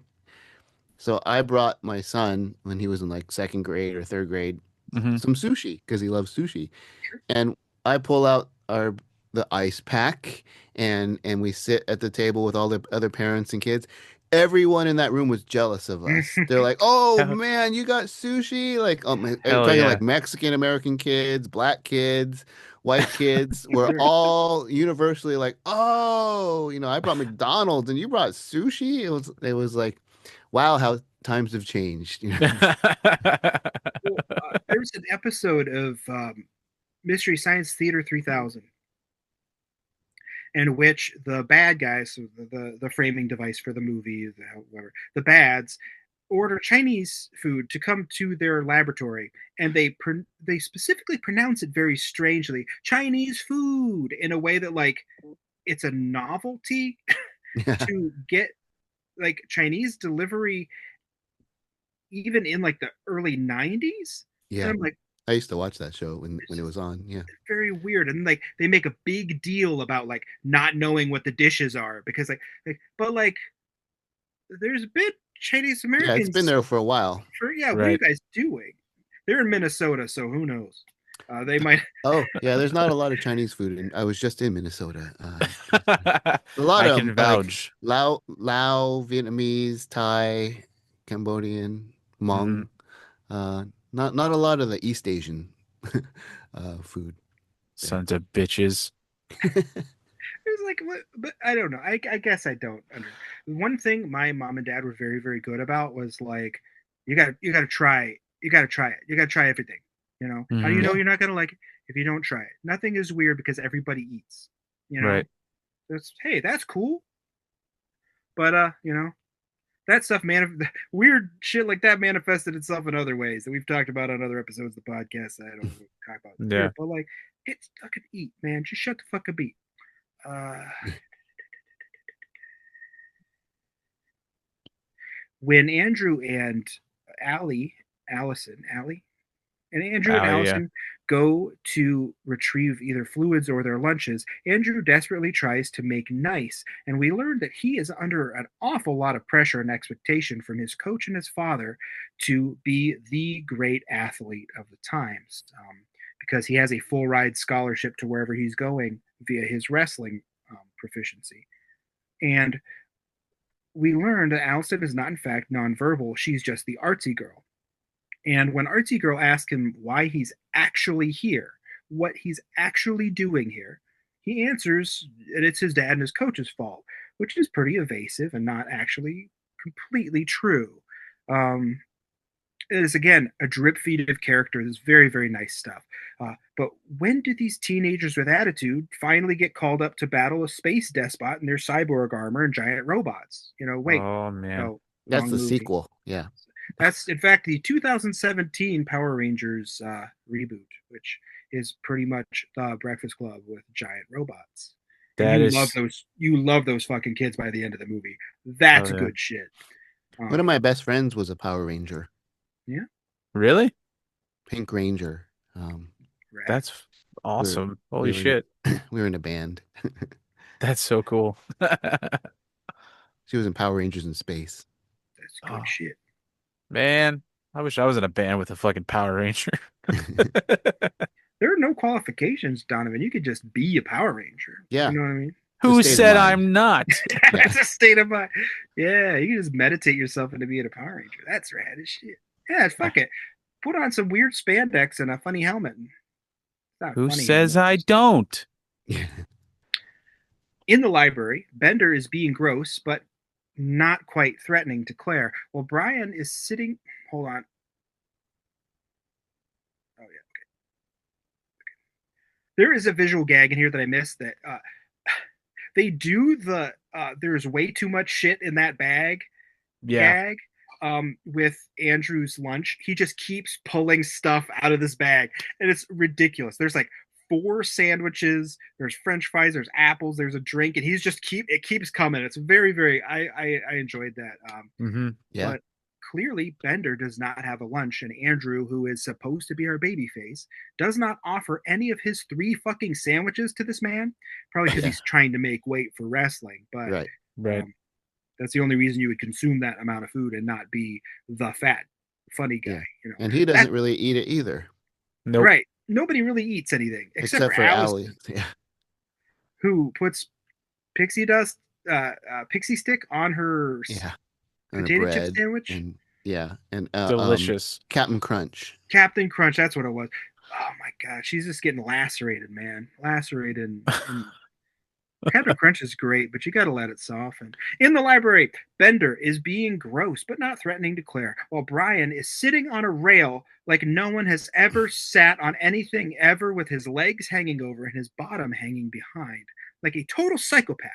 And I'm wondering, I'm desperately hoping that this was Anthony Michael Hall's choice and not John Hughes forcing this poor child to sit on the rail like that, because he probably still has circulation problems to this day. Yeah. But Brian is so desperate to be included that he indicates to Bender that he's been hooking up with Claire, which is, of course, not true, and leads to actually a nice little bit of vulnerability for Brian. And by God, the shot composition in this scene.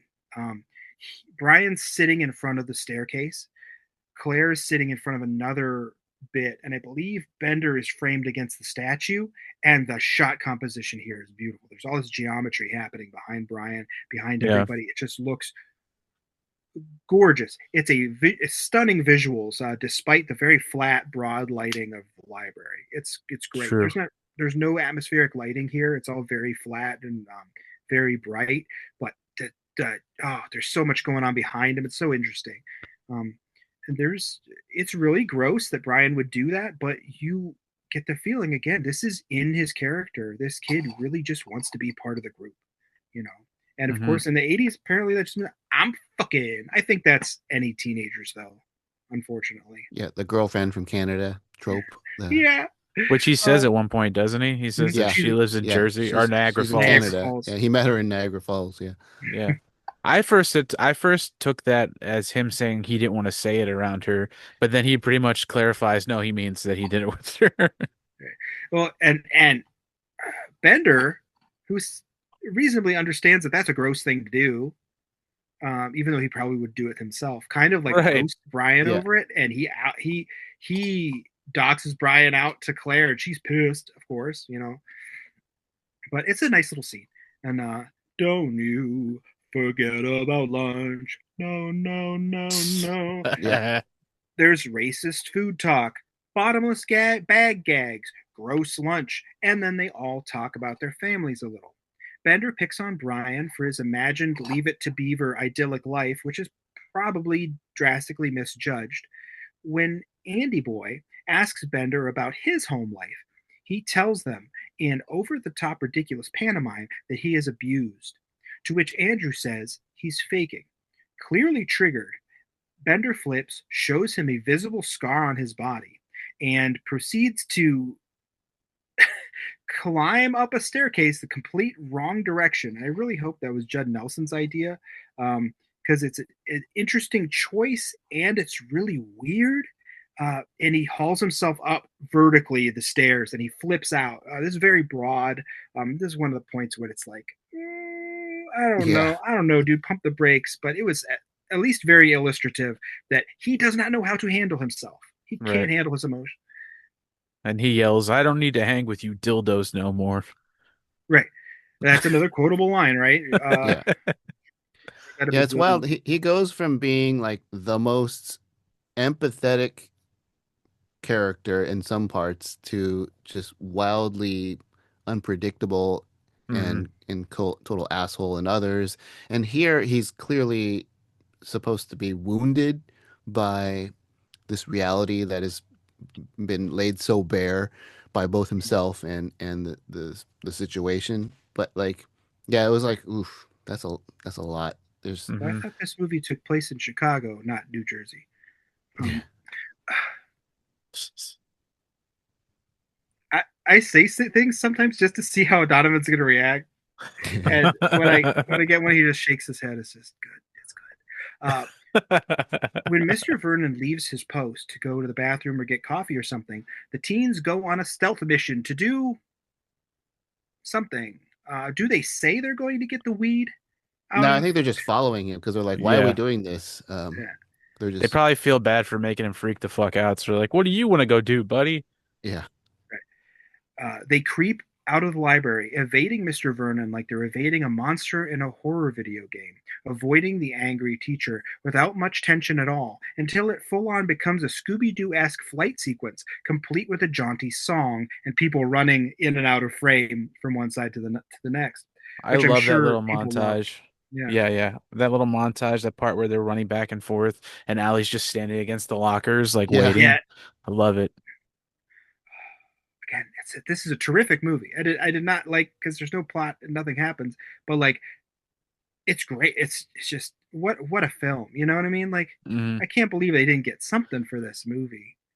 Uh, Things are classic for a reason. Maybe I just Hmm.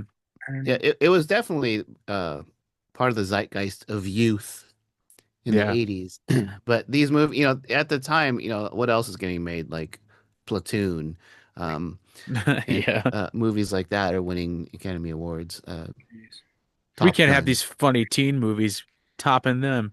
Yeah, I think, the establishment looked down on John Hughes movies, the Right. older Hollywood establishment, even though they would it's kind of like Spinal Tap's coming out next week. Spinal Tap did nothing in the theaters, but like became this Yep. cultural phenomenon in the aftermath of its Mhm. release. And I think Yeah. a lot of John Hughes movies were the same. It was like, oh, people, boomers were like, oh, that's cute. My kids like this movie.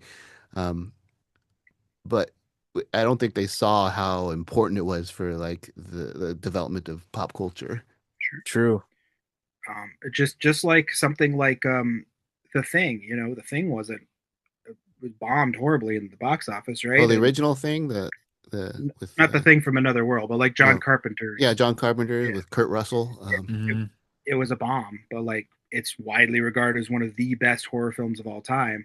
Huh. Um, and people love that movie. It's like a huge considered classic, but it was a bomb in the theaters. Just Is Yeah. Keith David's in that too, right? I believe Keith David's in there. I think he plays the other dude at the end of the movie that's in the helicopter. Yeah, I think so. I think it's. I'm pretty sure it's Keith David. I don't know. Anyway, Um, I can't remember the sound. I would think I would remember the sound of his voice because that's Yeah, what it's I'm very thinking too. distinct. Is I'm trying to think of a line that he said, and I'm like, "Yep, that's him." uh, but amidst this chase, when the party makes a wrong turn, they're backed up against a grate, and Bender, in a noble gesture, noisily sacrifices himself to Mr. Vernon by running away and being very, very disruptive, while the others get a chance to escape back to the library. Did you all buy that? Like felt weird to me. Like, why is he going to be selfless now? Right. Like, Yeah. It felt a little bit out of place. It was a nice moment, yeah, it's a beautiful but moment. he had no motivation to do that. Right. It's Maybe like, it no, was. just me. Yeah. he Oh yeah, what becomes is a he? Christ figure and he climbs up on a cross and forgive them for they know not what they do. And then in that single moment, he imagines the entire life that he and Claire could have lived. And Oh, Willem Dafoe is there for some reason. yeah. And Carl stabs him in the ribs with a spear. Mr. Vernon hauls Bender back to the library, where the bully mouths off once more, at which time Mr. Vernon verbally abuses him uh, pretty roughly, man. This was hard shit Yeah. to watch, which I'm sure this has happened in countless schools. I'm sure teachers have treated kids like this a lot. I've seen So, a PE coach do something like this to a kid. Yeah. Especially in Chicago, that makes a lot of sense. Because that scene when he sticks him in the room and he challenges him to a fight, that is such a shitty thing. Because you kind of want Bender to hit him, but you also know that he can't because. right? Yeah. And again, this is a character thing. Like, why would he care if he has a rap sheet a mile long, or if he's that guy, then he's gonna punch him Sure. and say fuck it. But like, I still don't understand why they have this character who doesn't give a shit, but does. Yeah, it's like this moment where he starts to realize like how fucked his life is or something, or how bad, how much he's messing up his own life. Mhm. 'Cause like he's realizing in that moment, like he's disassociating a bit where he's realizing how horribly he's being talked to. And it's kind of like it's and he weird. and he You, can't do anything. He's right. powerless. You start to see him as a kid for once rather than Yep. just an asshole, and you kind of feel Yeah, like it's like written where you're supposed to start feeling empathy for him, and you're supposed to start realizing like, oh, these are children. yeah. Yeah. This is why he's such an asshole. He's Yeah. Hmm. Uh, at first, I thought this was really good stuff from Judd Nelson, but then I really thought about it, and this is where he's really playing to the back rows. Like he's making faces. And he's Yeah, yeah, yes, this is a child. He's being both verbally abused and physically threatened with violence by this grown ass man. he bucks Um, at him, doesn't he? He like puts his fist up and he oh like yeah, jumps towards him. yeah. Um, I give you and the first hit right here. Come on. right, and he's openly antagonizing this child to start a physical altercation with him. And Judd Nelson's trying to convey this crack in Bender's armor, where like Hmm. he's a scared kid at this point, But I think it's a little broad. It gets the point across, but there's a thing. There's a moment in here where Mr. Vernon very boastfully drops his salary, and Yeah. all of us in yeah. I make 2025 $31,000 a year. we're all like, "Yo, dude, that's That's crazy." probably like 100 now. Oh, I'm Right. sure. So I believe like the median salary was like 25 in 1985. So he was making well above, what the median salary was. Yeah, And I believe I saw a video of someone who compared like with inflation and everything to make the same amount of money, to make the same sort of cost effectiveness as minimum wage in the 80s, you would have to be making like $60 an hour now. The Because his yeah. salary for this year would be 91,000. for a teacher is nuts, Yeah. nuts, man, nuts. It's wild. So it's nothing to shake a stick at back then. Yeah, It's yeah, still no. fucking wild that he said that to him. Like, why? What is this? That's not relevant, dude. He's just trying No, to not at flex on this all. kid. I'm like, man, everybody here sucks. Bender's Um, like, I don't understand money because I don't pay attention in class. That doesn't mean shit to Yeah. me. um, Mr. Vernon locks Bender in what is essentially solitary for the rest of the day.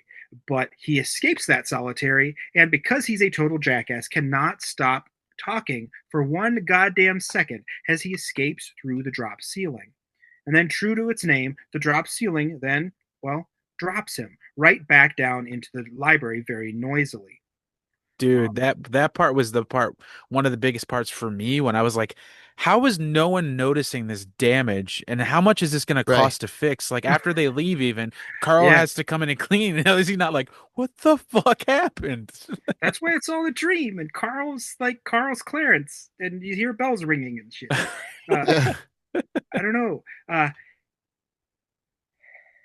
He falls from the ceiling, and when that Dick, Mr. Vernon, which his first name is Richard, when Dick comes to investigate, Bender quickly ducks under the table, where the kids actually have a very funny, not funny, I wouldn't say funny, but it's like one of those engaging, let's work together to bamboozle the bads. Um, Yeah. they do a full on Three Stooges bit where Bender bangs his head and they have to do the haunted honeymoon thing where they're pretending to make noise and everybody's misdirecting Mr. Yeah. Vernon until he gets so confused that he's about to leave. And this is a wonderful, charming odyssey into how great these kids act together and how just cheeky they are until sexual fucking assault happens and you are reminded how much you goddamn hate John Bender. He sees Claire's underwears in her skirt, and he puts his face close to her, private parts, and obviously she did not consent to that. And Claire suitably like has a problem with this, and nobody else in the room fucking calls this dude on his shit. I think she's trying to keep it under wraps because she doesn't really want anybody to know as well. Right. But clearly she's upset. And if both Brian and Andrew are supposed to be baby faces, hell, even fucking Allison, she's supposed to be baby face as well. She's got the knife, man. Stick this dude. Uh, uh, but it was rough, dude. I was like, God damn, he full on. It's really awful. Yeah. She storms off, but still proceeds to get high with Bender and Brian, who they're off in the corner. Then they start to have the smoke circle. That was one of my favorite jokes in the movie was when he's talking to Bender and he's like, "What if your whole house burned up? What if all your dope burned up?" And he's like, "That's impossible, sir. It's in Brian's underwear." Yeah. Which it was in fact in Which it Brian's was. underwear. Yeah. That was fun. Uh, But it's amazing how quickly all is forgiven. Yeah. He's got some weed. Yeah. Hell yeah. oh yeah. Um, Um, Also, can you imagine like how the whole entire school would smell if they hotboxed the library and oh yet yeah, dude. no Exp no one, no, not Carl, not not Dick, had a No, whiff of of a hotboxed library. no. Like, Especially where Emilio was. Jesus fucking Yeah, Christ. and that library is hazy, man. Like, yeah, whoa. To the point where Brian does some casual racism, putting on a little bit of really shitty black voice. And at first, Andrew resists the urge for the devil's lettuce. And clearly, somebody gave Emilio some bad direction as to the effects of marijuana. yeah. That was quite a sativa or something, because Yeah, It's like definitely laced. yeah, he's he back handsprings across the whole ass library like he's ready to audition for a 90s martial arts kids show, and then magically breaks a door with his junk fighting spirit. yeah. This is Reefer Madness 2. Yeah, like what's happening? He yells and the door just shatters. I'm like, Yeah, okay, no one that's notices that either. Yeah, Why is he wild. yelling to begin with? Why is he like running? He's like speed walking and punching. Yeah, He's like, huh, huh, huh. it's yeah, weed, dude. Like, what the fuck? That's yeah, so. I thought that was very funny.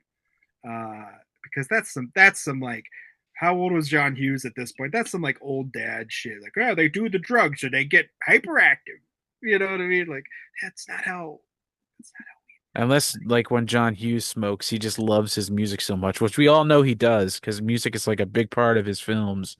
yeah, Like he's just like, this is how I feel when I get high. everybody in the library is stoned as fog, but below, Mr. Vernon, for some reason, is reading other teachers' sealed personnel files in the basement for some reason, which at this point I'm still thinking that there has to be a reason everybody is in there and there's some greater mystery at play. Right. Um, but Carl, the janitor, confronts him and says, "Hey, don't do that. You shouldn't do that. why are you doing that? And he blackmails him for 50 Yeah, bucks, 50 bucks, which would be 150 in today's money. which is not nothing to sneeze at. Back up with the kids, they all try to relate, still obviously under the effects of the marijuana. And this clearly struggling, probably neurodivergent girl tries to open up to these kids, but she kind of gets treated poorly by the boys. Until Andrew actually really takes the time to try to talk to her and they have kind of a real moment. I don't know what specifically their conversation was because at this point I think it's like 3 in the morning and I'm half asleep. Oh shit. And also like downstairs you got this interaction with the janitor with Carl and Vernon where he basically calls him out like Vernon's like, doing the boomer, oh these kids they're turning on me and he's like, "No, you're just getting old." Yep. Um these kids are this, what would younger you say to yourself now? He's trying to like put a mirror up to this guy. And again, so this is like the magical janitor who just knows all. He's so wise. But it felt like it took some of it, it made the movie better because you got Vernon being taken down a notch Yeah. by someone who's up beneath him, a Mhm. janitor Right. who's not making $31,500 a year. But he's basically saying that you're full of shit, man. And he Yep. and he and Vernon, takes it. You don't really see him like push back. He's just like, huh. Um, which kind of helps explain why he's absent for this whole last third of the Yep. movie. Like, Yep. he's really taken out by Carl. Carl full on magics Vernon out of the movie at Yeah, this point. He's just gone. That's why that is Carl really there? Is Carl a guardian angel? Is Carl some extra dimensional entity that is visiting these children to see if they're worthy of being given, access to the morphin grid? I am 100% committed to my Power Ranger shit, man. Don't yeah, I'm with rain on you. my parade. I see it. Uh, uh, I really like Upstairs. that. I really like that moment though, because it also feels like it might be an in for like parents if parents are watching this with the kids. Because there's a whole moment. Because Ooh, Yeah, if sure. there's a whole moment where he's like, "These kids are blah blah blah," and Carl's like, "No, it's not the kids. It's you, man. Remember when you were a kid, you were very much like this, and then you grew up." And it felt Mhm. like that was a nice moment for John Hughes to write for like, because back then I know there was a huge generational gap, way more than there is now. And I feel like that was him trying to be like, "Look, guys, your kids aren't bad. You're yeah, just that's getting his. old." The times they are a changing moment. Mhm. Yep. So when I was in the early 2000s, I was teaching at Azusa Pacific University, Hmm. and my millennial students, I don't, for some reason, they had a movie night, and a bunch of them watched this movie, and they did not get it. They're like, I that is so unrealistic. You just see how like every kid in that movie hated their parents. That makes no sense. It just did not compute to them because the 80s were a tough time for parent-child relations. Sure. Kids. My wife was a latchkey kid. She came Yeah. home in elementary school by herself. Um, there wasn't this emphasis on parent-child relations. Like I was tripped out. Like my students would tell me they call their parents every day when they were in college. And I was like, really? Yeah, that's weird. Why? Because I couldn't go a day without talking to my mom, and I'm like, what? So this movie shook them. They're like, that's not really how it was. That was exaggerated, right? I'm like, no, they kind of got that part nailed. That's pretty much how Gen X was. I was afraid of most of my friends' parents, because they didn't get along and they were always yelling at each other, and the parents are always being super critical. Right. Like all that montage or the opening sequence of the parents dropping him off, like I knew all those parents Absolutely. exactly, because that was the 80s. We kind of overcorrected in the 90s, and you had the helicopter parents and parents being the best friends of their kids, and my Yeah. my, my students would be like, my parents just won't leave me alone. It was like the opposite, that we swung too far the other way, and now they're going to therapy because their parents are like all in their business. Yep. Whereas the opposite, my parents had no clue what me and my brother were going through in the 80s. They just assumed as long as we did our homework and we weren't in trouble, all was well. Right. And so, It's 10 yeah, p.m. Do you know where your children are? yeah, they did because I was a good Um, Christian kid, but so so my wife and I have actually had a discussion about this. The parent thing, and like my mom and dad were early 60s, like born in the early 60s, so they were right on the edge of boomer to holy shit. I just had one of those The X, weird yeah. per- perspective things, like Donovan, look at yourself in the camera. See Carl's arm. I thought you were just looking up. He's just sitting there like I this. thought you were doing the Thriller. Um, do do do do do. But like so there was a whole thing of like my parents largely behaved towards each other very antagonistically. There Right. was it didn't seem like they like liked each other that much, and that's something I have to deal with like as a husband sometimes. Is like my wife would be like, sometimes I don't think you like me, and I have to really be like, that's because I grew up watching a couple that really didn't behave as if they liked each other very much, and that's the only example I have. Like, Mm. that's hardcore shit. Sometimes you really have to look at yourself and be like, "Damn!" That's Like, parenting in a that, nutshell too. and that's how it was. Like for the longest time, like a marriage isn't really, And the same Allison to do. says it's inevitable to become your parents. It just happens. Because when you grow up, your heart dies. Yeah. Yep. And I then mean, there's, everybody, all the kids watching it were like, hiss. yeah. I did not look forward to becoming an adult in the 80s. It's just it Yeah. didn't look like my parents were having any fun. It was just all responsibilities and stress and pressure. Yeah. Um, and I think that's why I just uh am still a kid in my 50s now. My I I feel that. Well, still play that's like music in bands and I still go out with right. my friends and because I want to show my kids that there's fulfilling life to be had in Right. adulthood. Absolutely. Absolutely. And that's like a cross Gen X thing, right? Like you guys are kind of first generations. Like we have a life as humans. We don't We hope, yeah. specifically, you know, exist to, just grind and work and die and pop out kiddos. You know what I mean? Like people are Yeah. people. Hmm. And we could collect Ninja Turtle action figures when we're 55 years old. God damn it! Upstairs, and an absolutely gorgeous, gorgeous shot of the whole group of kids in front of the library, with this library laid out behind them, this beautiful geometric sort of landscape. It's gorgeous stuff. The five kids really drill down, which I don't think would actually happen if kids were actually interacting with each other. Yeah, I've thought about this a lot ever since I saw it, and I feel like me and my friends could touch this kind of level of depth, but not. Yeah, it definitely felt more adult for sure. The psychological breakdowns that they all had. Um, And certainly not kids that didn't even know each other's names yeah, before 7 o'clock that morning. yeah, and they probably never even like thought that much about their existence because when you're a kid, it's just all you know. Um, Sure, y- Later in life, you can sort of like break it all down and absolutely. deconstruct it. But like when you're living through it, I don't know. I don't know that you have that much insight. These were wise kids, and the good thing was, like I said, I watched this movie when I was maybe 16 on a videotape, and it really made me think. And it was kind of in a kind of fucked up way, in a good and bad way, a model for dialoguing with your peers that I hadn't really thought about that much. And so we would get into these deep conversations about life and about family and about.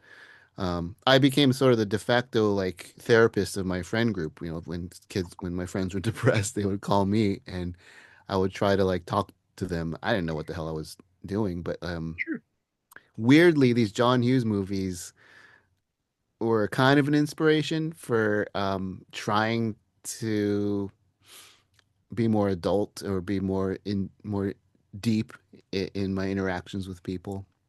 Well, and again, like especially if there's no internet, there's Yeah. no tiny little communities for everybody to bounce things off of.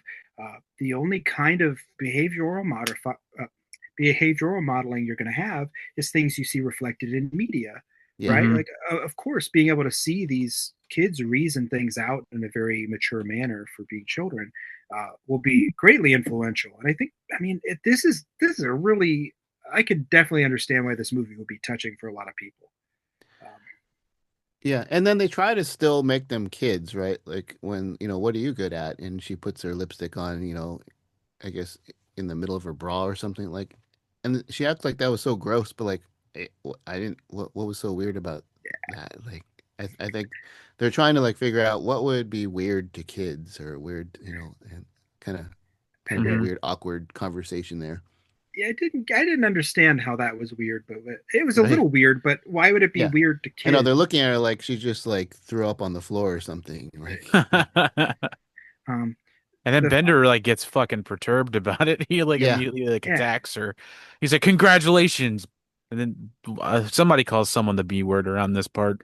it's yeah, fucking weird. This yeah, part looked really great, visually great. They're doing some good emotional shit, but then it all yeah, breaks down into weirdness. I don't know if they got too adult, and John Hughes had to sit back and be like, "Wow, sorry, this is a therapy session. They have to still act like kids, so be whatever." yeah, Uh, they have full grown ass talk where um, Allison talks about her having a sex addiction. There's yeah, virgin shaming, which with her with her therapist.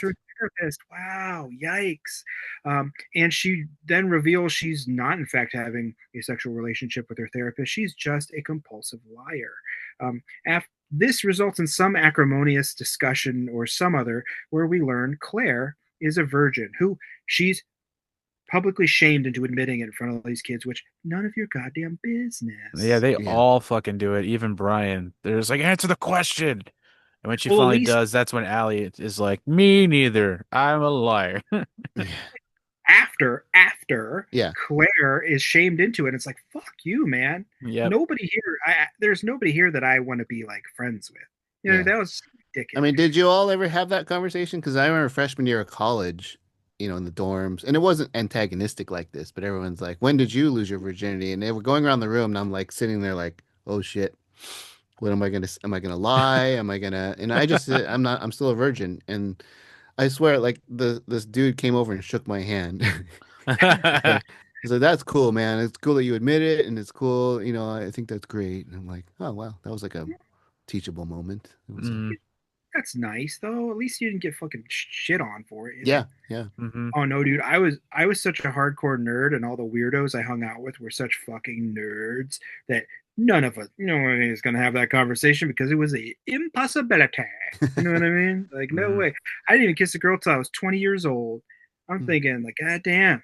Like these kids are out here. You hear people talking in the hallways like, "Hey, Dwight, do you have any condoms?" And I'm like, Yeah, oh God, Jesus yeah. can hear you. Oh Lord. And then you look at Um, high schoolers now, they look like children. It's like, yeah. oh my God, they're Mm-hmm. trying so hard to grow up and to.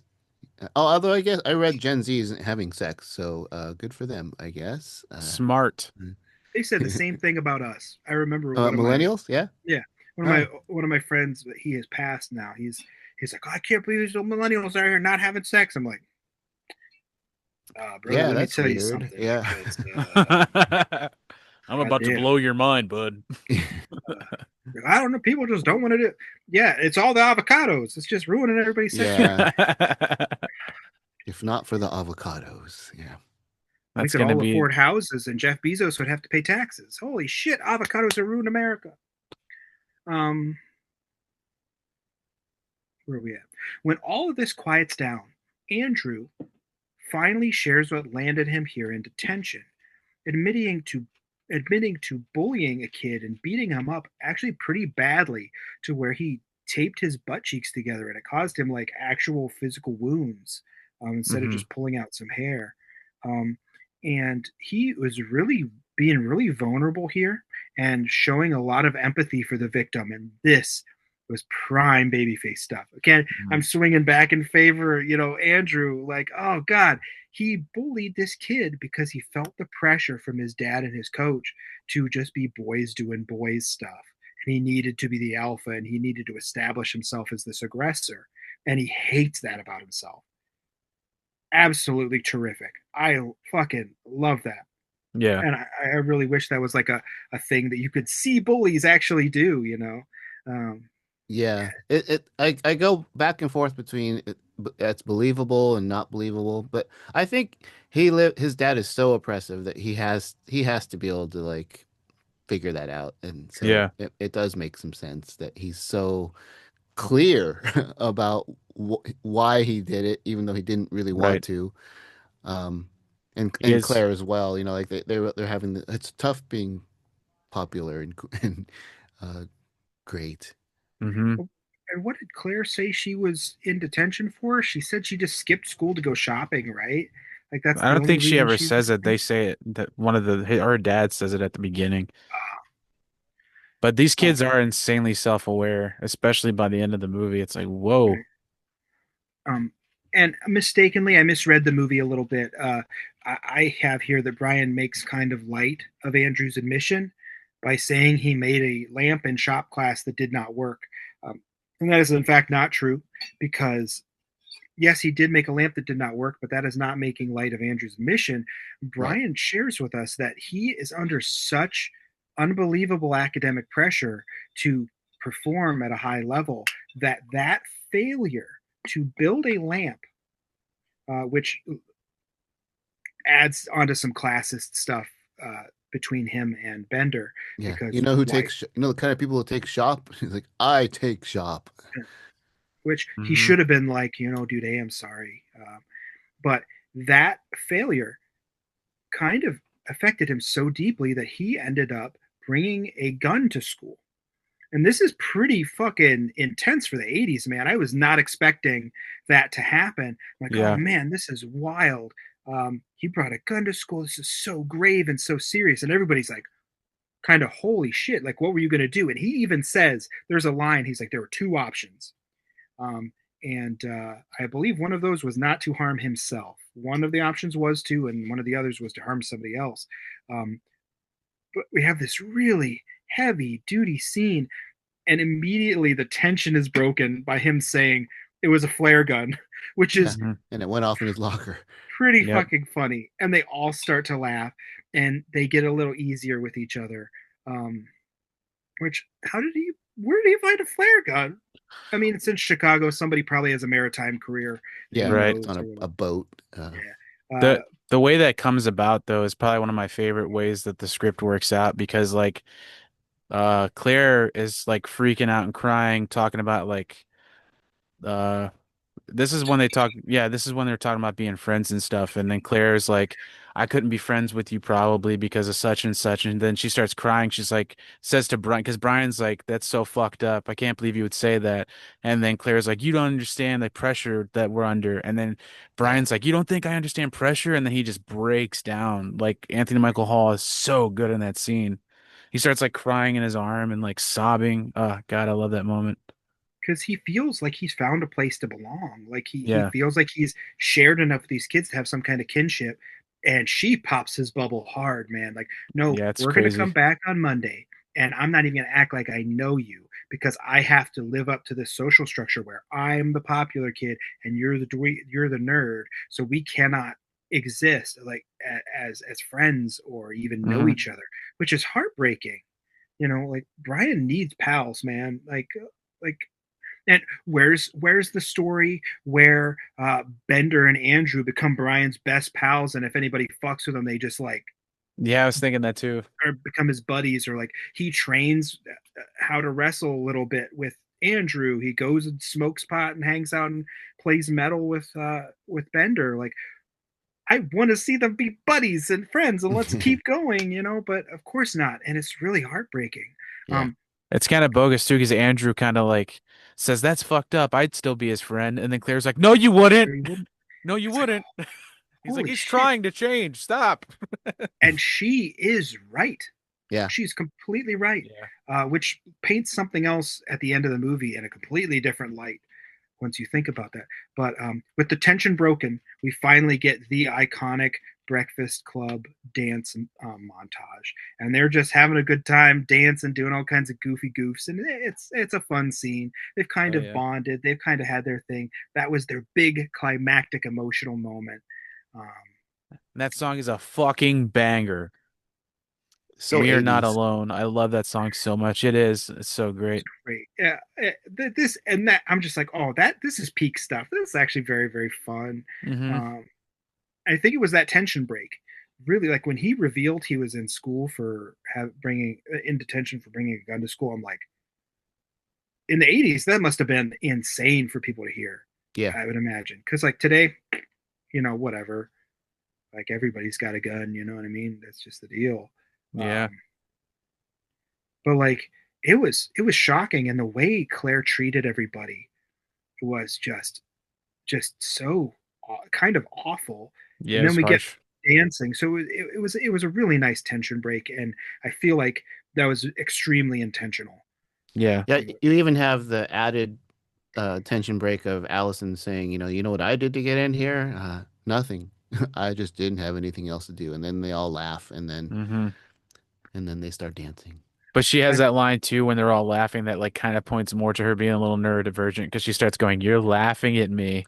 You're yeah, laughing at me." as if she does not fully comprehend the social cues. Yeah. Right.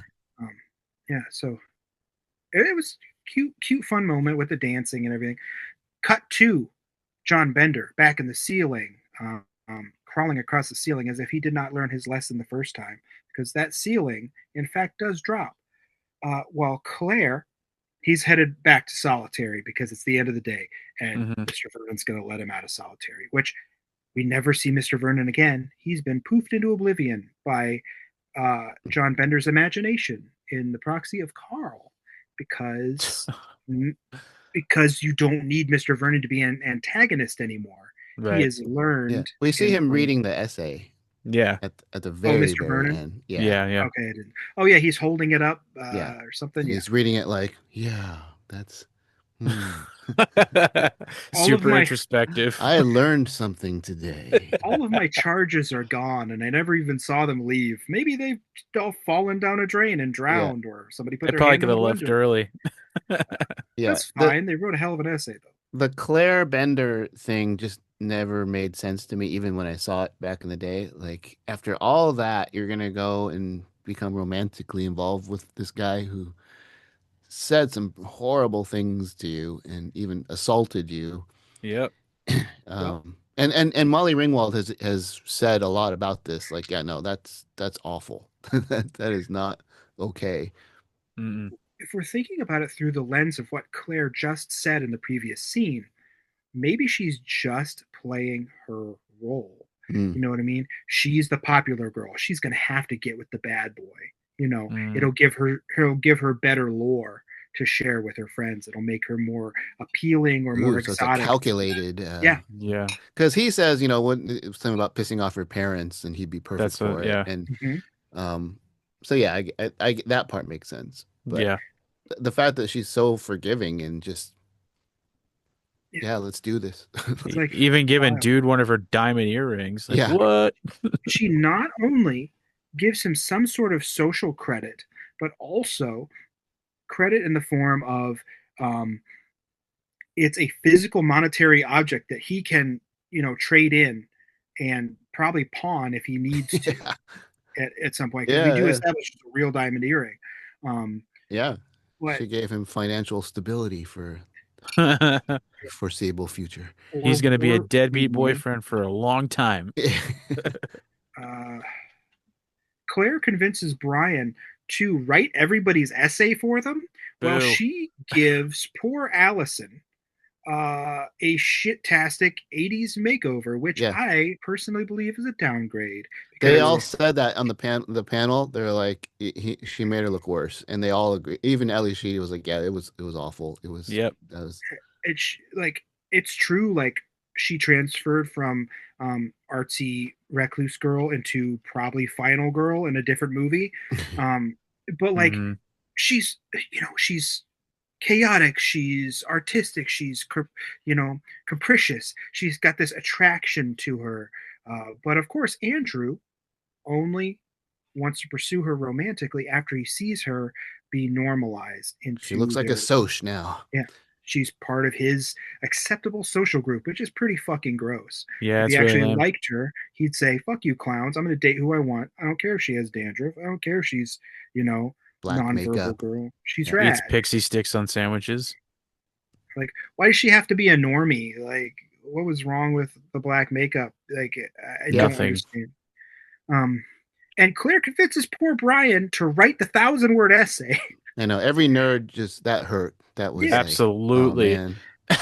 like you guys didn't do anything. You're giving her a makeover. And that was He's, not 1,000 words. I was sort of trying to like ballpark it. That sounded like about 150 words. So well, I mean, presumably that's just the end of it. That's what I kind of read it as. Uh, Mm, but I it don't was know. It funny. starts with Dear Mr. Vernon.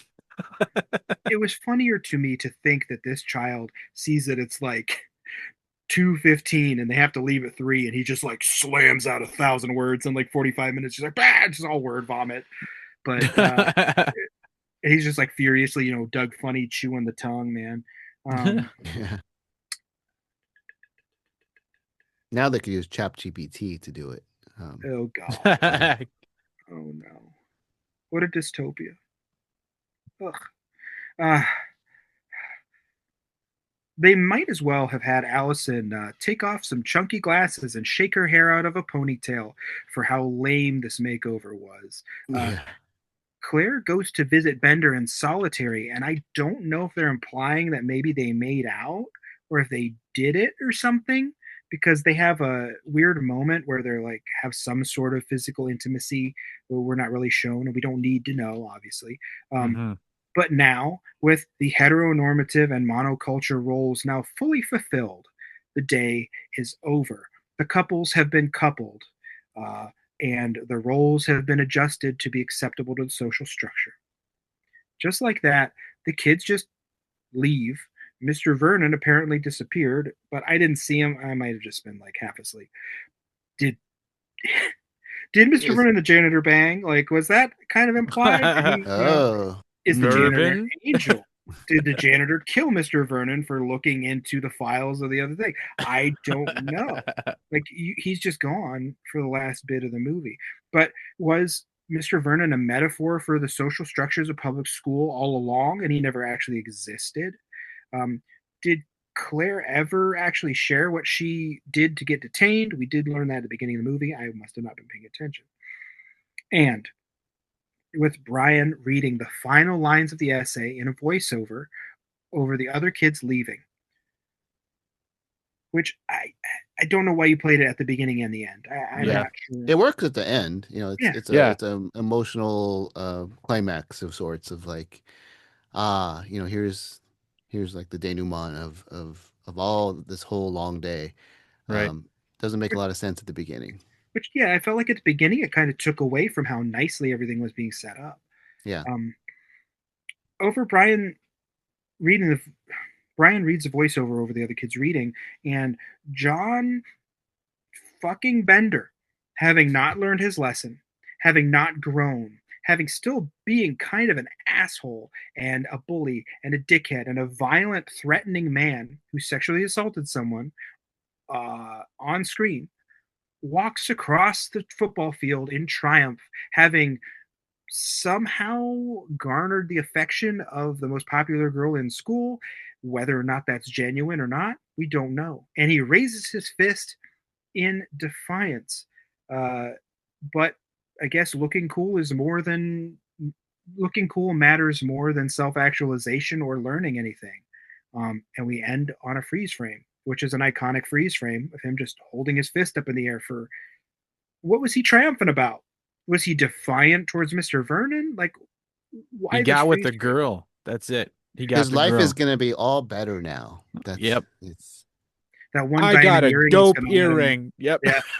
Well, I was thinking also, like, does that also tell us that John Bender's a total fucking badass? Because we know what, like, the one earring thing, like in the 80s, probably would have got your ass beat. depending Or, on which ear. Yeah. the Yeah. the left ear, I think. I can't Yeah. remember. Left is right, right is wrong. That's what they used to say. Uh, yeah, because I remember the youth pastor at our church had an earring, and it was a huge deal Edgy. because he's a guy and he had to go out of his way to explain to people like, this is actually a symbol. This is how one of these Christian mental gymnastics things we talk about all Yeah, the time. buddy. This is a back in Jesus's day, they would pierce a slave's ear, and this just shows that I'm bonded to Jesus. This man Yikes. just wanted to wear a fucking earring to look cool, dude. Like, come on, It's come on. like puka shells and shit. And he's like, he very very clearly was like, and it's on the proper side, like, no, he's got a big case of the nut gaze. Yeah. No Yeah. homo. Yeah, absolutely. And that's our film. Yeah. Wow. I'm always curious what millennials and now Gen Zs think of this movie, and that for that matter, all the John Hughes films, because they're so influential and iconic for that period. Like most of us in Gen X, whether we were like nerds or jocks or like we all have like a soft spot for it, even though all, through the decades, we can deconstruct it. A lot of it doesn't hold up. Like so, like Long Duck Dong in 16 Candles is like this horrible example of racist tropes of how they portray Asians. I Sure. loved fucking Long Duck Dong because he was the only guy that looked like me on a film, that wasn't a kung fu movie. I laughed, and then in college I took an ethnic studies class and it was showing like how insidious that portrayal was, but it was just like, yeah, I see that, but I still love the guy. I've Right. met Getty Watanabe and I shook his hand and I was like, That's amazing. I know you've taken shit for this, and I understand, but like you have to understand how important that was for me to just to see myself Sure. in any capacity in the Right. 80s. Plus, he gets the Absolutely. girl in that movie. Yeah. So John Hughes movies, yeah, it's maybe to their credit, there's no one universal way to read it. It's problematic, it's emblematic, it's influential, it's even inspirational in some ways. Yeah. It really, for better for worse, really did help to define that generation in that era. Yeah, I love John Hughes movies for a lot of what you're saying specifically. It gives you a lot of different viewpoints of a lot of different characters, and almost all his movies are a character study. Even Baby's Day Out, what does the baby learn? He learns how to set Joe Pantoliano's hair on pants on fire. Yeah, his nuts on fire. He Yeah, set Joey's pants on fire. it's Oh no, either he Joey sets Pants or um fuck Joe Mantegna. Yeah. Joe Ah, Montana. Yeah, that's it. I knew it would was have been one of them. funnier if it was Joey Pants. Yeah. Well, they all get their share of abuse, Hmm. but some of those visuals of that movie are just I still if I'm it doesn't matter where I am if I think of that like the elevator scene like I just start Hmm. laughing. I just The sorry. gorilla It's scene's it for oh, me. terrific. Gorilla scene. Yeah. I love Yeah. that movie. Yeah, I John think I'm gonna Hughes. watch it with my kids today now. Oh hell yeah. Yeah, yeah.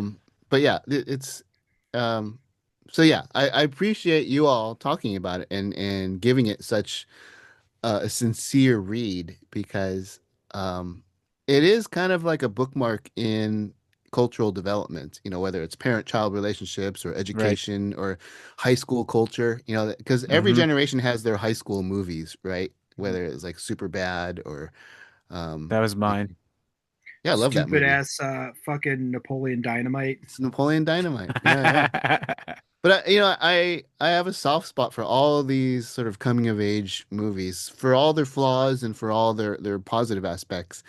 They really do sort of capture the vibe of those times, Yeah. and it's like this weird relationship where like they're capturing the vibe, but they're also influencing the vibe, and Right.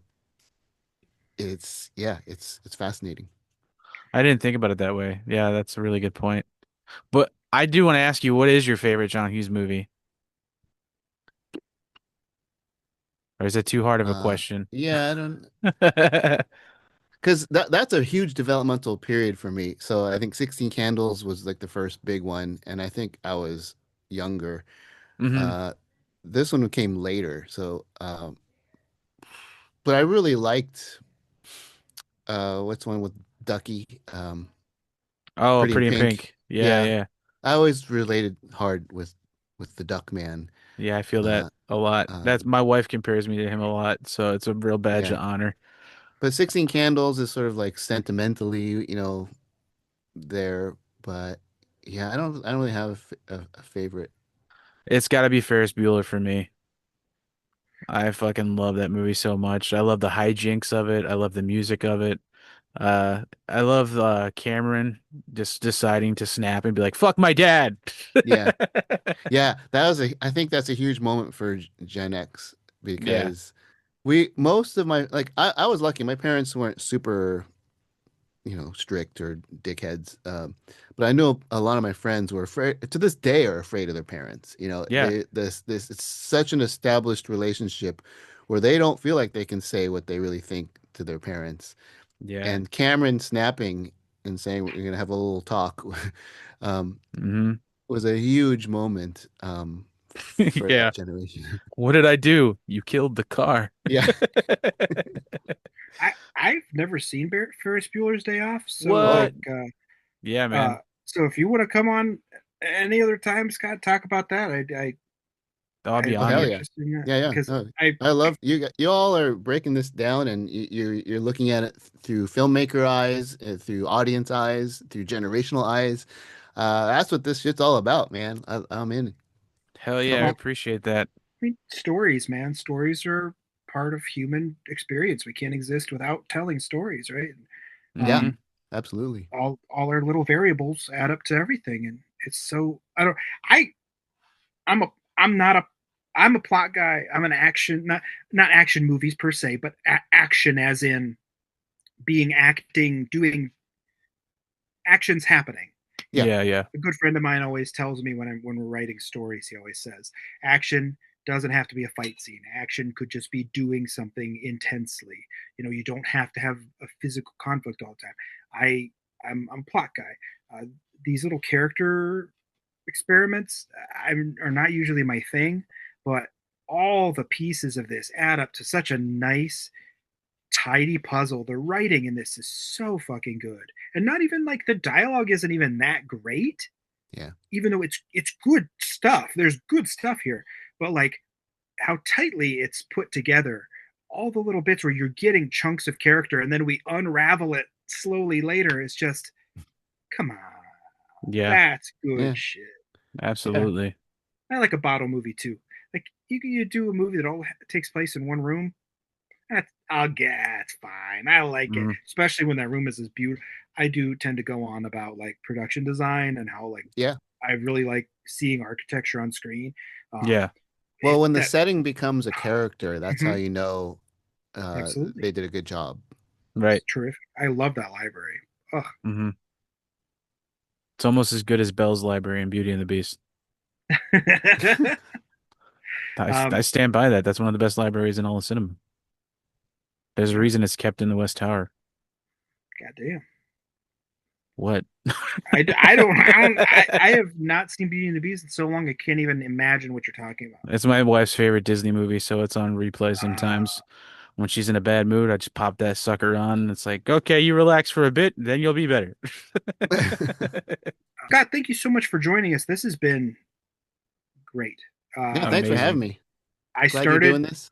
yeah. I mean, the tradition is that guests always choose the movies, Hmm. and we have some guests lined up where I'm like, should we rethink this tradition? But no, absolutely not. I started out hating this movie, um, Yeah, I see. I can see that. but I like, get that. oh man, at the end is just there's so much great stuff going on. Thank you so much for sharing this. I never would have watched this any other way, and I'm really glad that you took me outside, stretched me a little bit in my Hmm. comfort zone. Now you Um, understand why we Gen X are so fucked up. And it's well, when we talked about Ninja Turtles, uh, the one kid's dad is just a fucking shitheel to him for no Yeah. reason. I'm like, man, this is why we're all just and like this stuff trickles down a little bit to millennials too, because like a lot of those like late boomer yeah. parents are still on some of that stuff. Oh Like yeah. Oh like you yeah. said, I can't have I never had a serious conversation with my father. The Hmm. only way we interacted was through talking about science fiction and fantasy. Hmm. And Hmm. that's like that's the only way we could like share a conversation. Like I never had a serious conversation with my dad that would like probe anything or open anything. He would get so mad. Like he was very authoritarian when it came to like church and how you were and were not supposed to behave. And like I still have a very, very difficult time even having serious conversations with my mom at all, just because of the way people feel that that's how they should treat each other. Right. It's weird, Right. but like I can't. This is wonderful. And thank you so much. I never would have watched this if you didn't suggest it. I'm gonna have to put myself through some other movies we're gonna watch with other people soon that I have no desire to watch. I'm really hoping I love them by the end as much as it. But even if you hate them, there's stuff to get out of it as far as Exactly. yeah. So I don't think I'd ever watch this again, but hell, thank you so much. This has been a great yeah. fun. No, thanks for having me, all this. This has been great. Is there anything you'd like to plug or point anybody to find you online or whatever? Yeah, RS Okamoto on Instagram. I have my own podcast called Chapel Probation, which Donovan was on. We break down life surviving Christian colleges and universities. I'm in my 5th season, so we've kind of we're kicking a dead horse. So we're having other conversations. I doubt that. I don't know. It's like, okay, the schools suck. Been established for a couple seasons. I still want to tell the stories because people have really, really amazing stories to tell. But yeah, we're talking about all kinds of things in life after faith.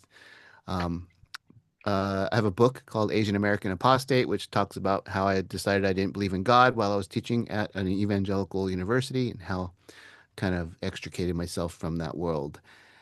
And yeah, thanks for having me, y'all. I just want to say though, your book is freaking amazing. I read it, I listened to the audiobook again a couple of days ago at work, and your writing itself is just incredible, but your viewpoint on things and the way you describe things, and yeah, I just love that book so much. So thank you for writing it. Thank you for Thanks, sharing it. Donovan. Thanks. Yeah. We're definitely going to have you back on to talk about Ferris Bueller because okay. Another very iconic 80s movie I have no desire to watch, but this was so fun that I'd be very interested in discovering if I love it. All right, I'll make it fun for you. Yeah. It's like I don't know any other way to describe how did I say it? So the show is not only to discuss like why the church wouldn't kind of want us to watch it or what our own experiences are. It's also to like just interact with cultural touchstones that we've missed, or maybe we don't have a framework for why it would be a cultural touchstone because of church stuff. And I think that I'm a little young for these movies to hit for me the way it possibly could for anybody else, but like for older folks, but yeah. So yeah, I'd love to actually experience that. I've never seen it. I always love saying I've never seen a movie and people are like, whoa, that's part of the part of the reason I like doing this show. So yeah, cool. So if you like what you heard and you want to hear more, be a mensch and drop us a review on goddamn fucking Apple Podcasts, for the love of God. Or Spotify. You can leave us a comment. Yeah, comment. Flip us off. I don't care. Tell us we suck. It does not bother me. Engagement. Yep. We'll get in a fight. We'll get in a fight online because that's how our society works. Back. No one messes with y'all. Yeah. So we're gonna. I'll go all John Bender on their ass. I don't know. You might want to pump the brakes there, Bill. Oh shit. We will be back next time when we're going to talk about some movies that we might just like because our birthdays are coming up and they're very close together. We're having a birthday month. And we'd also like to thank Mustard Plug for the use of their song for our theme called Vampire. It's a great fucking song, and you should listen to more ska. And we will see you next time. And I love you all.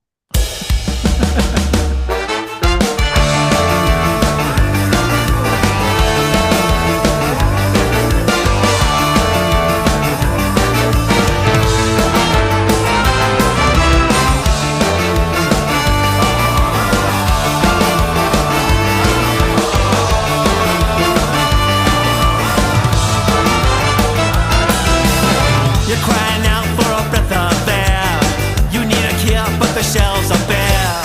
Look There's no one